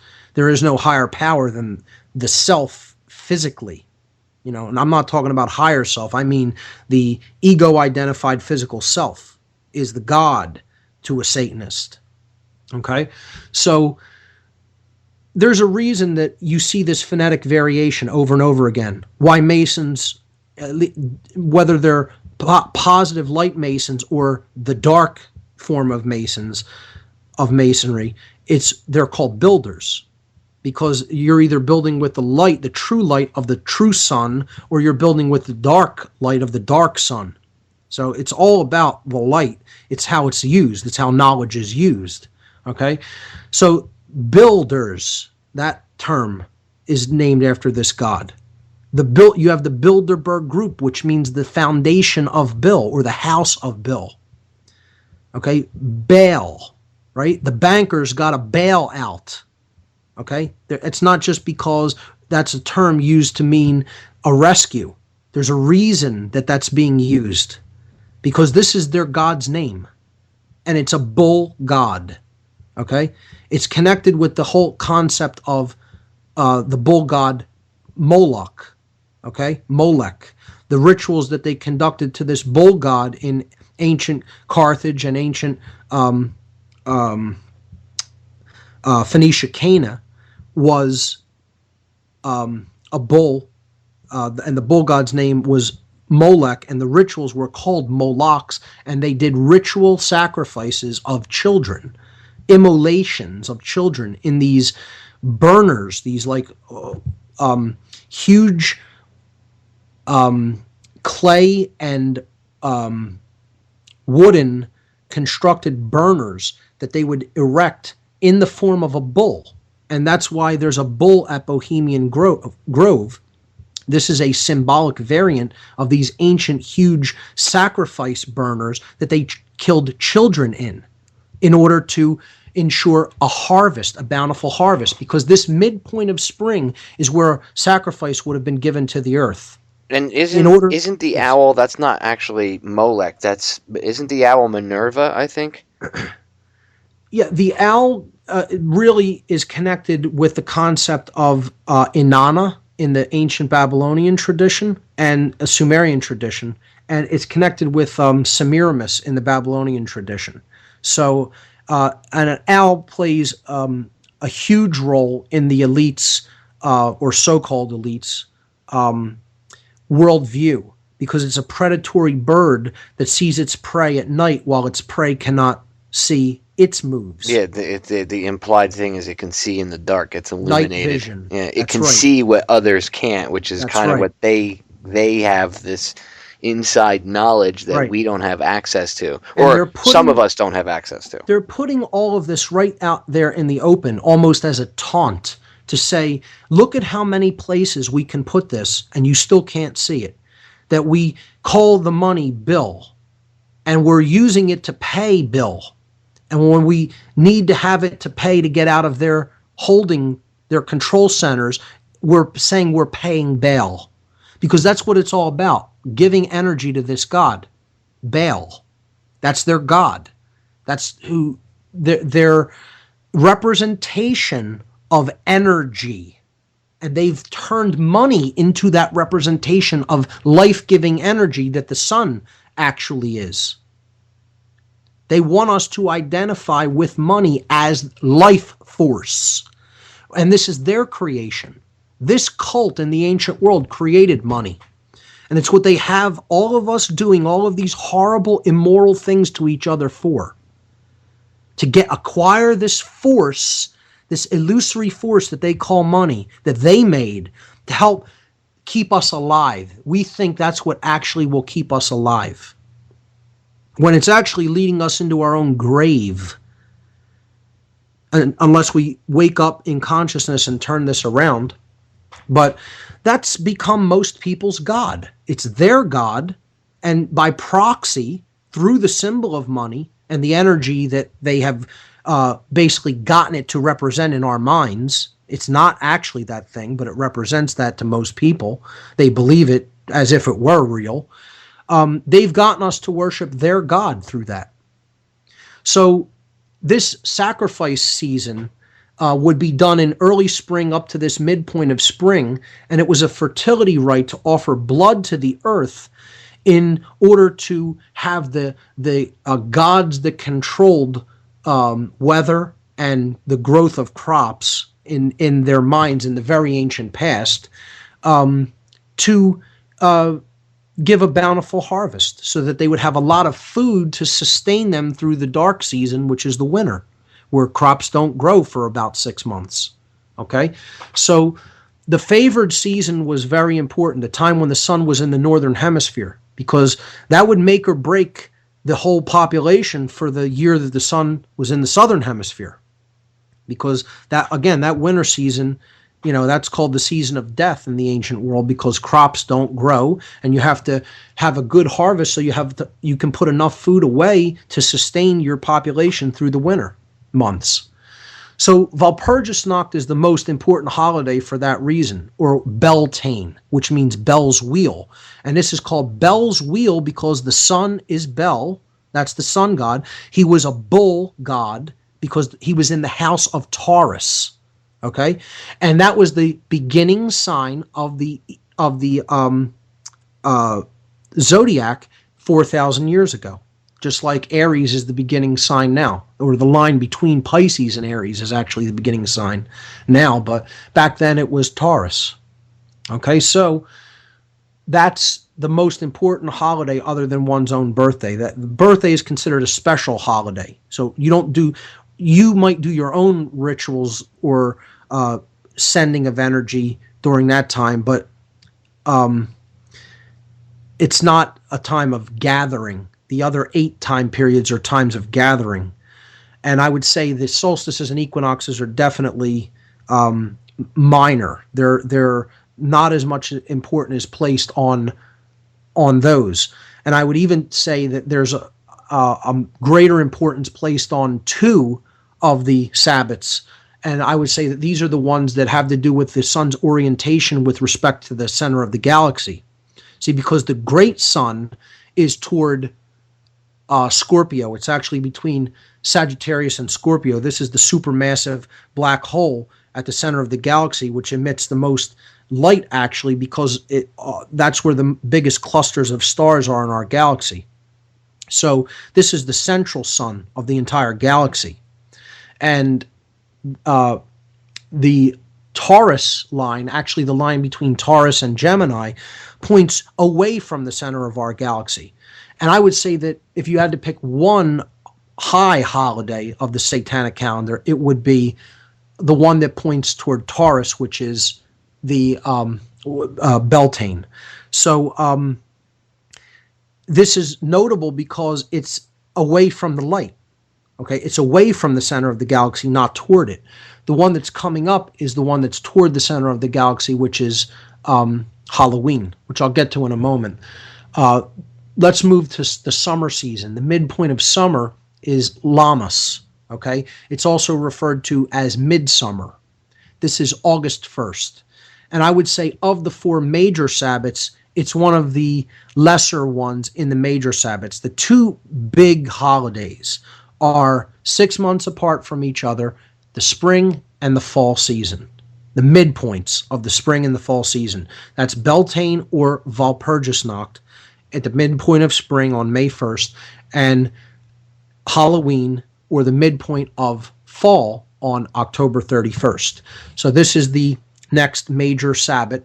It's called Halloween or All Hallows Eve, and in the older tradition, specifically, this language is, I believe, Gaelic, comes from the Druidic tradition. It's called Samhain.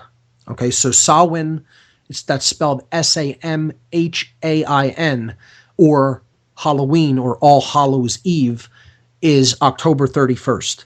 This is another high holiday in the occult, but I would say it takes secondary position to Beltane or Walpurgisnacht. The last Sabbat is February 2nd. That's the midpoint of winter, and that is referred to as Candlemas, and in the older occult tradition, that was referred to as Imbolc. Okay, so midsummer is like a celebration of the summer season. The sun is at its high point. Sometimes sex or fertility rituals could have been practiced there, but it's basically about harvest as well, because you're now harvesting the bounty that you laid down during the spring. All Hallows Eve, Halloween or Samhain, is a time of reflection because you're really getting ready to head into winter at that point. It's a time of preparation. It's a time of reflection. So you think about ancestors, the spirits of the dead. That's why it's called All Hallows. All Saints and Souls Day is right around this time in the Christian tradition. So it's like recognizing that you're going into the long dark night of the soul, because you're going into the long dark night of the winter season that lasts for a full 3 months. Okay, so winter's midpoint is Candlemas or Imbolc, and this was traditionally used as a time of predictions, of looking forward to the future. In the modern day, we have Groundhog's Day celebrated on this day, and it's about weather prognostication, right? The groundhog comes out of his hole, his cavern, his lair, and either sees a shadow or doesn't. We either have a longer winter or an early spring. So this is about basically looking toward the future, because brighter days are coming, because we're getting ready to the sun's getting ready to come back up into the northern hemisphere again at the 0 point at the spring equinox. So it's like, a point of saying the hard part of the winter may be over at this point, and the spring thaw is getting ready to come on, and we have to stick it out for several more weeks. And this could be the tough time of the year if there wasn't a great harvest, or if there was, again, this is a time to look forward to the coming spring. So that's traditionally what these holidays represent. And again, there's 8 of them in total, plus the birthday, which makes 9. And that's a significant number in the dark occult, 9. Okay, because 9, again, has significant properties numerologically. When you add it to anything, the ultimate value doesn't change. For example, 9 plus 1 is 10. 1 and 0, when you add them together, is 1. So you added 9 to 1, and you're back to 1. If you do this with any number, so like 9 plus 8 is 17. 1 plus 7, you're back to 8. You can do that with any number. It doesn't matter how big or small it is. When you add the result, you're always back to the same number. So this represents ego, because it's symbolically saying that you can't add 9 to anything and change the ultimate result. So like if you want to affect change in the world, you can't really add ego to it and get any change. And this is what they want. They don't want the world to change. They want it to stay under their control. That's why they're worshipers of the ego, and that's why they're trying to perpetuate the ego worldview, the egoic worldview of everybody out for themselves, not caring about the suffering of others, because nothing will change if that's the worldview that we take. So another property of 9 is when it's multiplied, the value that you get always adds to 9. It doesn't matter what number you do it, even with decimals. Okay? 9 times 5, 45. 4 plus 5 is 9. 9 times 6, 54. 5 plus 4 is 9. 9 times 3, 27. 2 plus 7, 9. So this is saying no matter, if you multiply ego, if you multiply base consciousness, you only ever end up with more of it.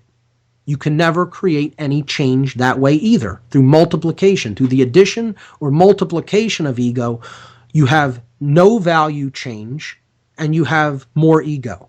That's it. That's all it ever gets you. So it's a rat. It's like the concept of 9 is a rat running in a wheel. It's base consciousness. You're thinking you're going someplace, but you're going nowhere. Okay? This is why they have 9 of everything in the dark occult. 9 is their big number. That's why there's 9 holidays on the satanic calendar. They add that birthday to the 8-fold pattern of the zodiac to get 9. And what do you think of the number of the beast thing with 666? Well, I've heard that it actually means 999. And to tie that in, what do you think of Herman Cain's 999 plan? Okay, I'll answer all of that. First thing is 666 and 9 are the same thing. Do the gematria reduction. 6 plus 6 plus 6 is 18. 1 plus 8 is 9. So 666 and 9 are the same thing.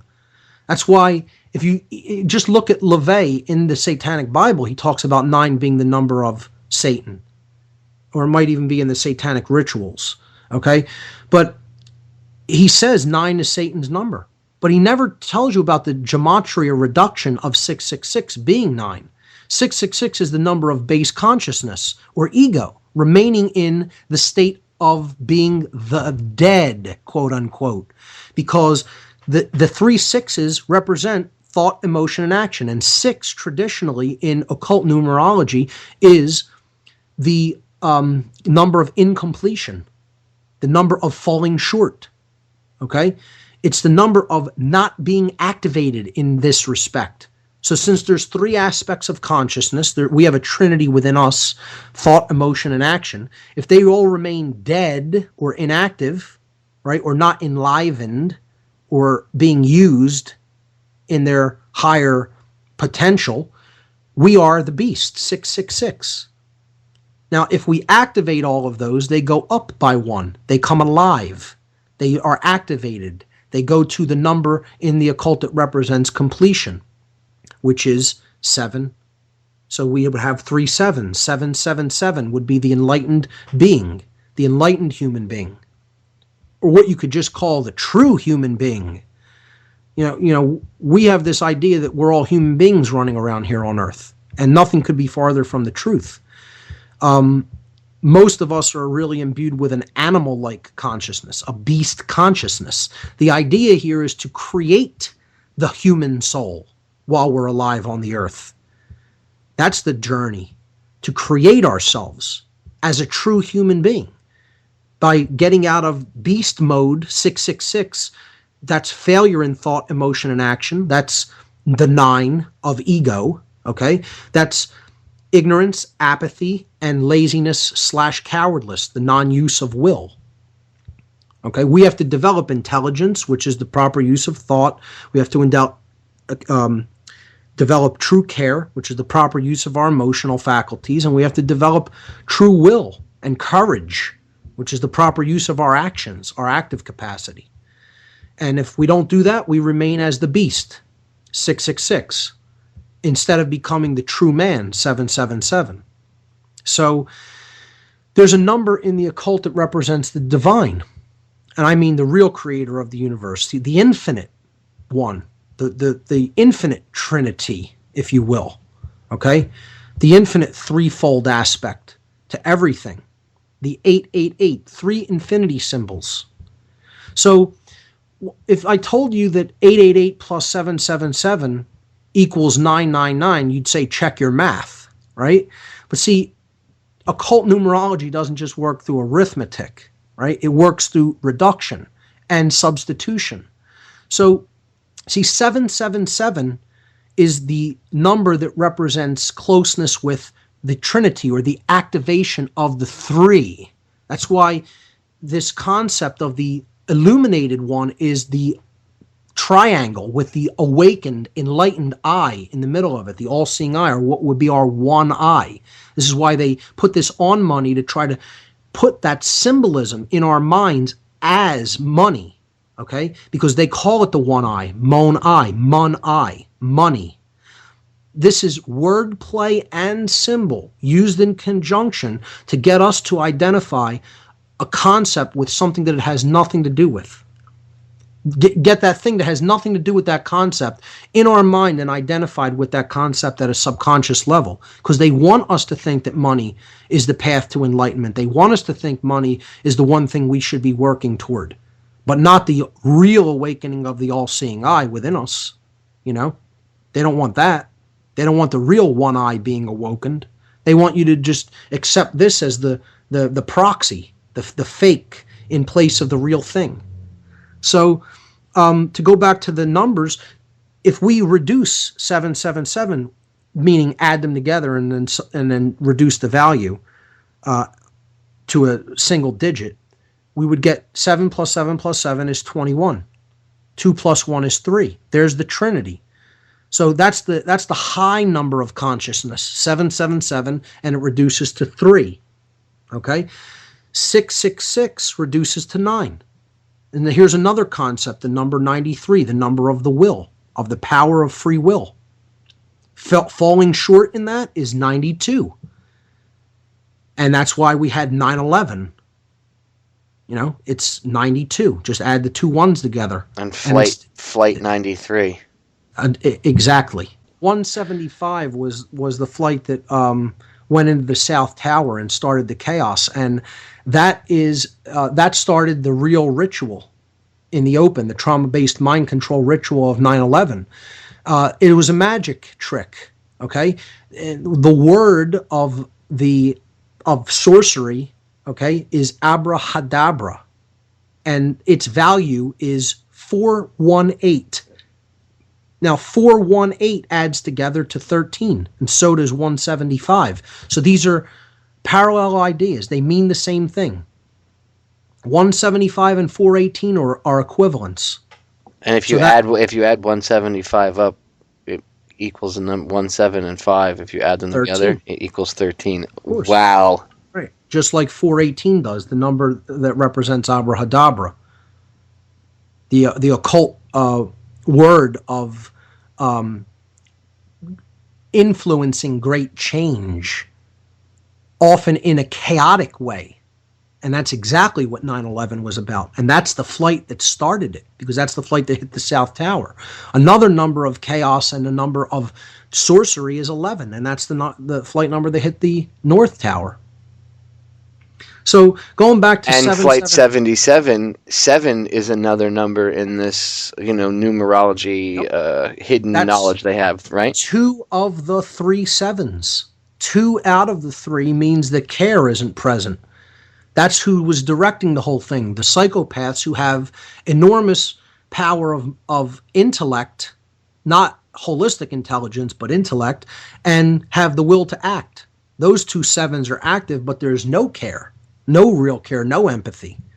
And that's what they would need to conduct something like that. And that's the flight that allegedly went into the Pentagon, where the psychopaths who were really running this psyop were at.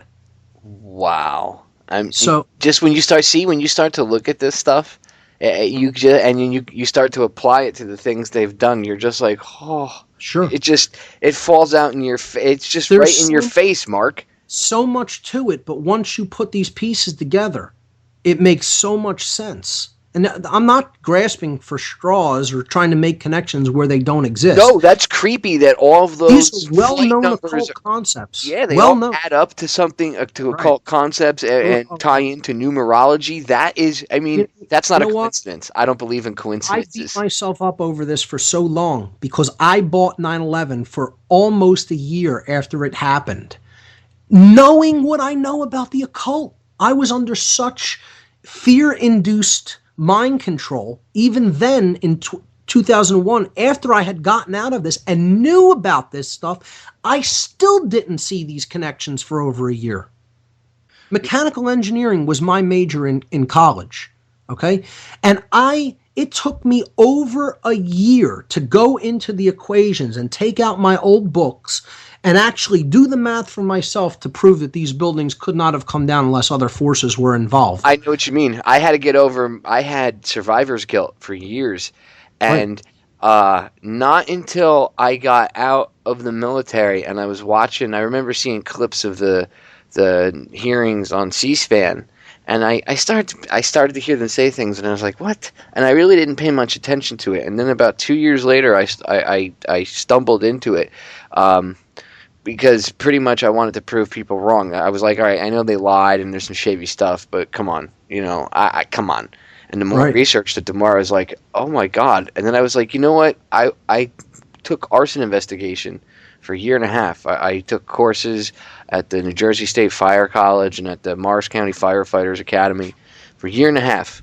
And I was a certified, I had certifications as an arson investigator in the state of New Jersey. I could have gotten a job with a county or a city.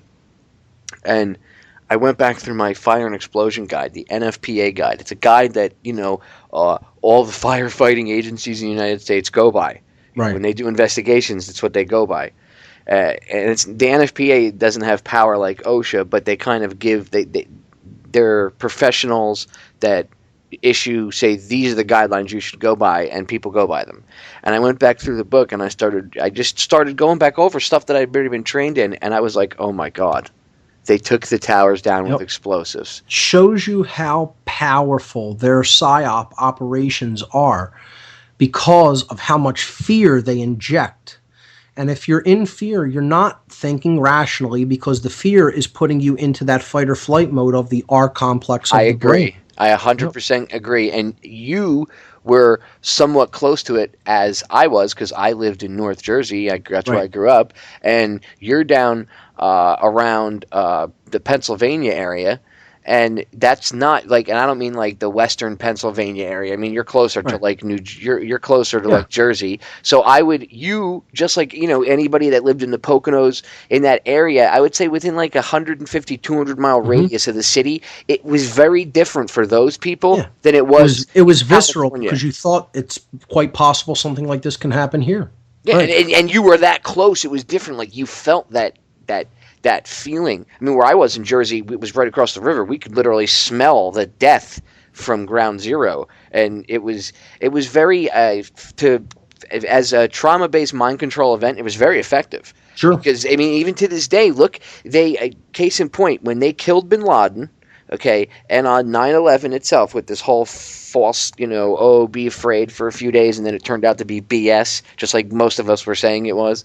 Okay, they tapped into that emotional pocket, that that compartment that they created with that mind control, that trauma-based mind control, and they tapped into that compartment, and you see people waving flags, and if you mention 9/11 truth, I mean, all the years past, people really weren't saying nothing. If you bring up the 10th anniversary, all of a sudden it was, screw you, and that wasn't even a response that somebody might normally have. Right. It was a programmed response, and they were playing off of that compartment from 10 Sure. years before. They did it with the Bin Laden thing too. I mean, I know a lot of that, the parades and stuff were staged, but when it again, he was the boogeyman that caused 9/11. He was the bad Right. guy that caused that trauma to them. Yep.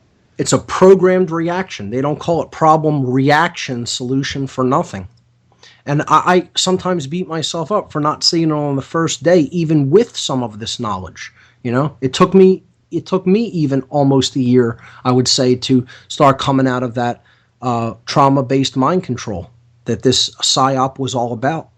But I want to briefly go back to the numerology, because you asked about Cain's 999 plan, okay? And his name being Cain is pretty strange in and of itself, that they're And pushing he this worked guy. for the Fed. Right. And 999 is the number of cosmic completion in the occult, because it represents the divine and the enlightened, awakened man, or human, I should say, in general, 777 merging, coming together. So this is the whole purpose for creation, is for the divine to imbue itself within humanity, to awaken its essence to higher spiritual life in general. So when we add 888 plus 999, I'm sorry, 888 plus 777, okay, or man is coming together with the divine force that's inherent in creation, the 888, the infinite. 7 plus 7 plus 7 is 21. 2 plus 1 is 3. So we could look at that. 777 and 3 are equivalent in occult numerology.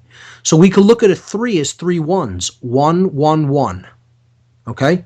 So since 777 reduces to 3, and 3 can be expanded to 111, we can substitute 111 for 777. Now just add that to 888, and you have 999. This is symbolically the number that represents the completion of everything, the raison d'etre, the reason for being, okay? And this is the will of creation. What creation has been attempting to do is to give, the will to bestow, as they call it in Kabbalah, to give of its essence to the creation, which has the will to receive, which is what Kabbalah means, to receive. And when that joining process takes place, the purpose of creation is fulfilled. So 999 represents the highest of cosmic completion. 888 merging with 777. Okay? And it is the inversion of the beast. The beast is conquered. 666 inverted is 999. This is why he's using this to promote his campaign. Psychologically, way down deep in the nested world of the subconscious, we understand symbolically, archetypally, what that number represents, even if we don't understand it at a conscious level. It's like ancestrally within us at a subconscious level, because these concepts have been talked about actually for time immemorial, back into the ancient past, and carried down through word of mouth, through the oral tradition. So this is what Cain is doing. He's putting this concept into something that he's selling to the public so that they buy it. We had been talking about numerology, and I kind of wrapped that up. So I wanted to just basically close by talking about some of the higher level dark occult hierarchies, and where big major meeting centers and rituals take place and are conducted. And the work I'd like to bring up as a reference is Fritz Springmeier and Cisco Wheeler wrote a book called Bloodlines of the Illuminati. And in it, Springmeier talks about a place in Belgium. Now, here's this word again. Here's this phonetic variant again, Belgium. Okay? This is the proposed center for world government in Brussels, right? The EU, which is basically the biggest centralized power on the globe. You know, I mean, you could say, yeah, the United States is the military arm of the, quote, New World Order, but the EU is probably the most centralized dictatorial political power in the world, anywhere on the earth. And their operational headquarters is in Brussels, in Belgium, a country which you wouldn't think exerts the kind of influence that it does, but that's where the EU is headquartered at. So the country is named after this god that we've been talking about. And the city that this place that Springmeier and Wheeler have documented is where some of the biggest occult, dark occult rituals take place at. And I'll get to the actual place in a moment. The city that it lies on the outskirts of is Bouillon. Now here's that word again, bullion, or in other words, bullion, like gold bullion. So it's a gold bull, right? The word bull is in bullion. That's why there's gold bullion, okay? The golden bull, Baal, Bel, Bill, all of these phonetic variants of the same name, the same god. Just do some research on it. Look up Bill, Bell, Baal, okay? And you'll understand. What are the odds that the city that this lies on the outskirts of, this place I'm going to talk about in a minute, is called Bouillon? There's that phonetic variation in the country of Belgium. Okay, and the place is called Chateau des Amérois. Okay, and that's French, and it means the castle of the kings. And again, that's what these people refer to themselves as, the kings of the world. They're God here in their minds. And at this place, high-level rituals are conducted, where there are sacrifices of people, mostly children, because, excuse me, they want the purest of human blood to use for their sacrifice. Fritzmeier and Wheeler also wrote another book called How to Create an Undetectable Mind Control Slave, where they talk about extensively trauma-based mind control. And their account of the Castle of Kings is borne out and verified by Arizona Wilder, who claims to have been at the Castle of King, what's called Mother of Darkness Castle, where she performed certain rituals and witnessed sacrifices taking place. Now, to me, there's no coincidence when you get down to their usage of words. Again, the world is ultimately controlled through words, okay? And if we just take this as something that is pure chance or coincidence, we're missing the bigger picture here.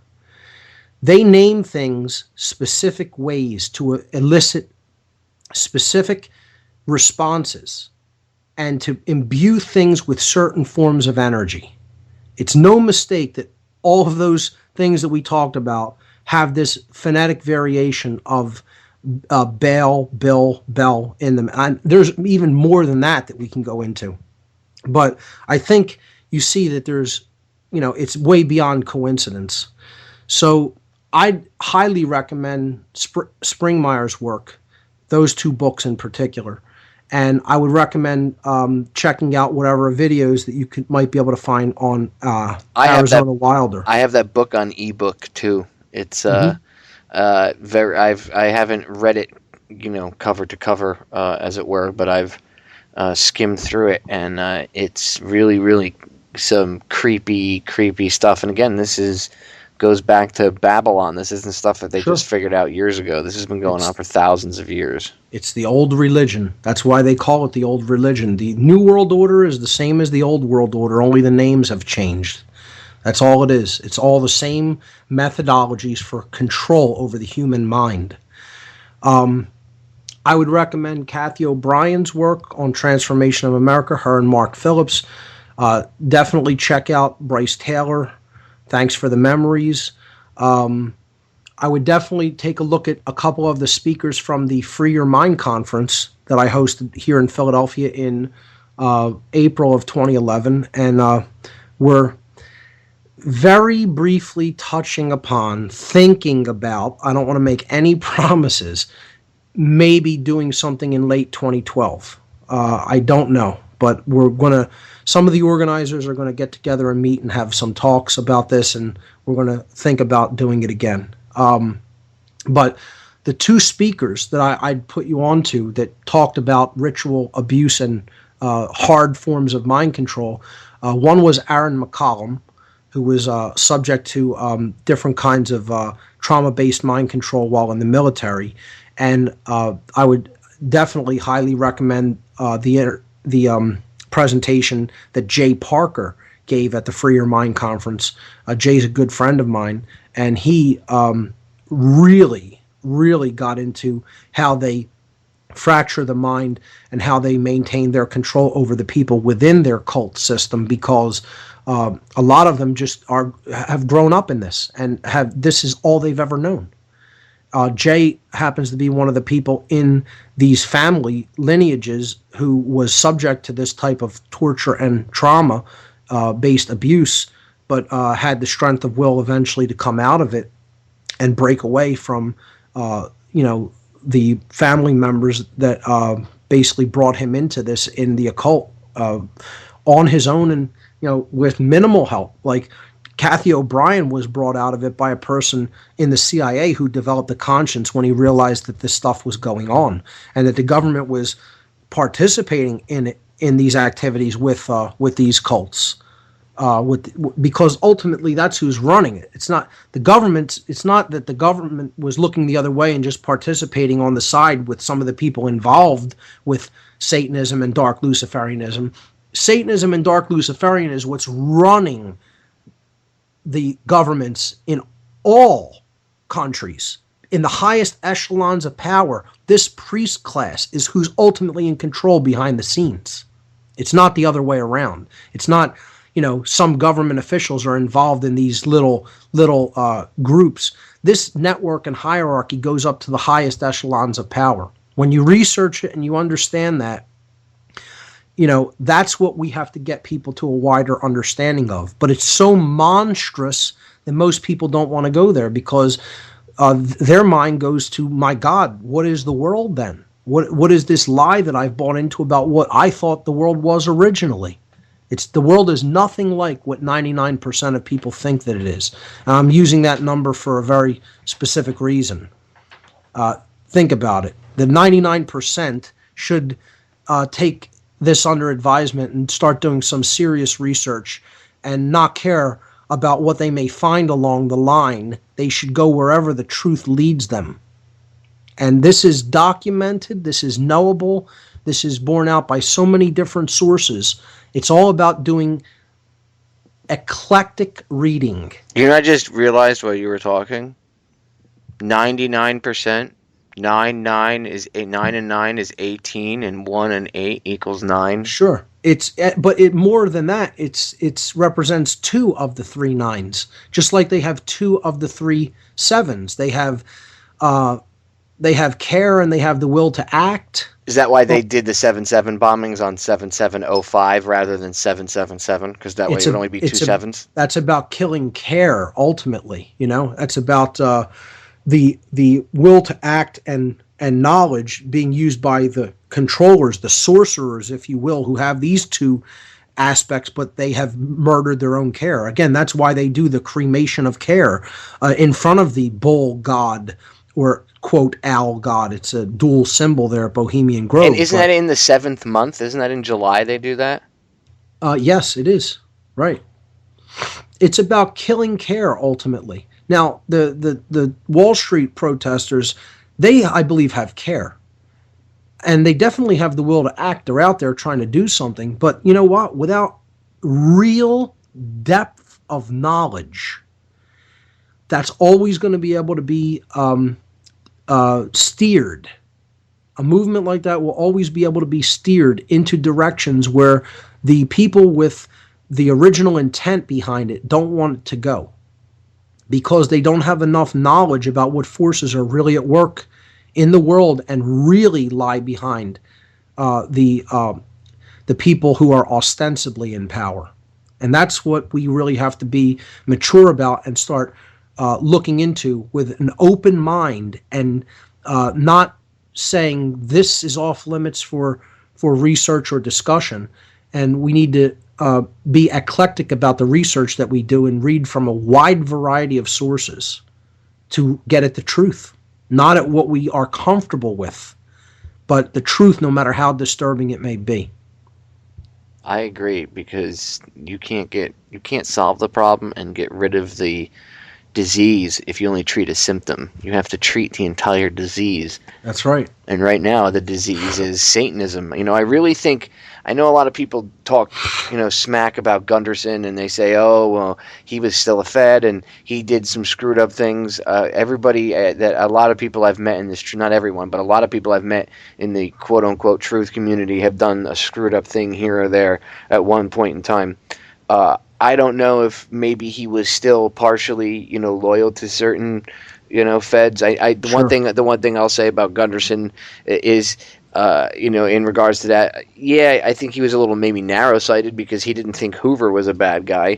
But you know what? I can from being in the military myself, I can understand how his brain could still be kind of, tainted with that.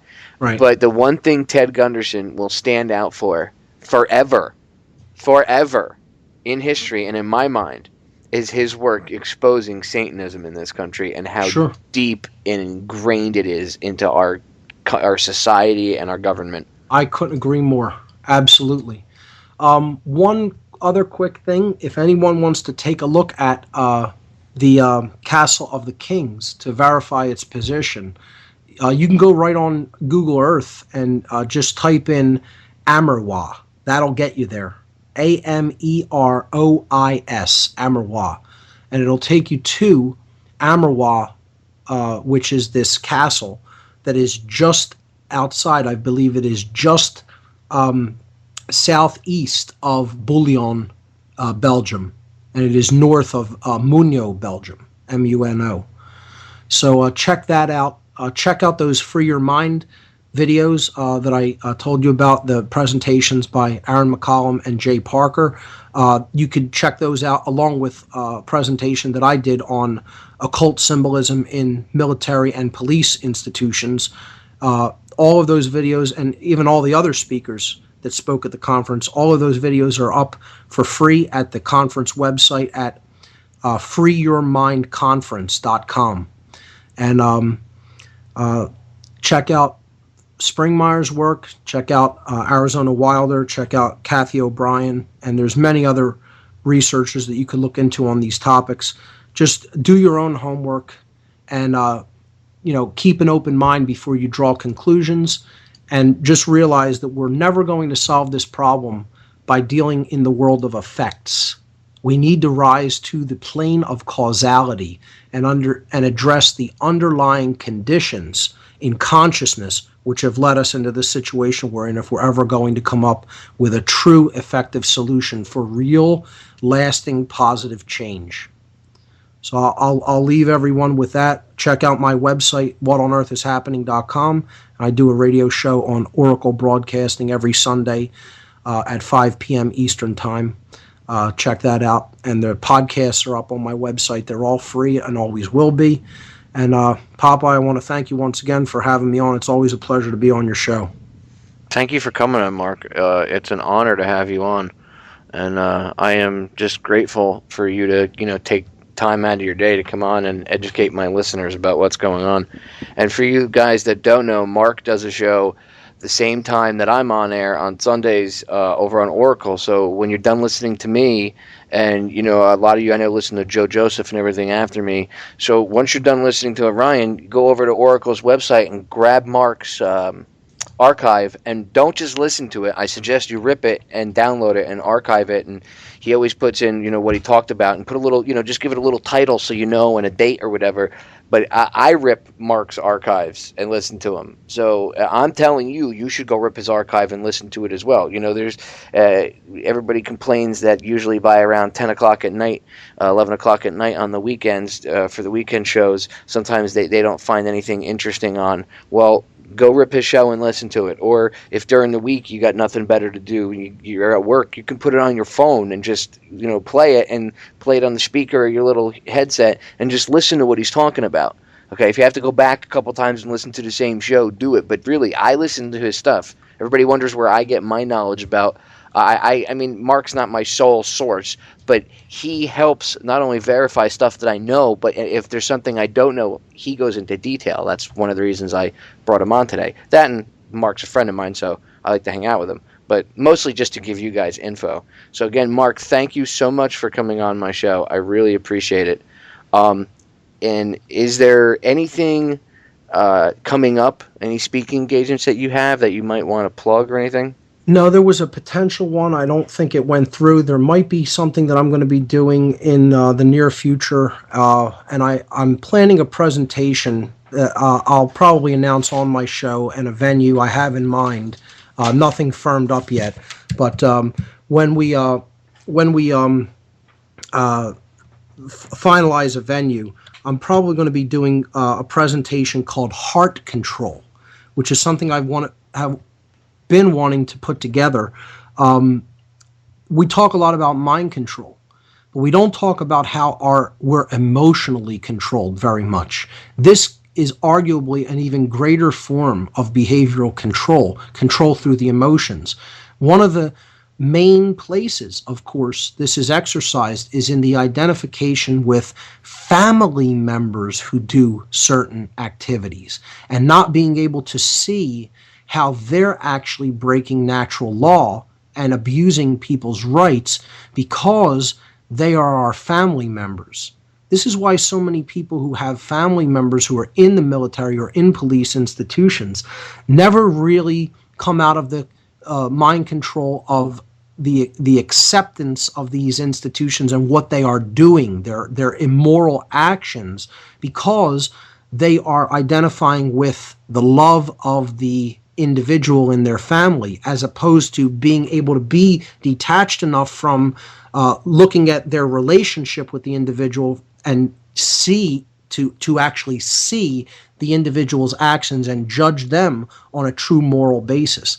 So I'm going to put a whole presentation together on what I term heart control, or it's a form of emotional mind control.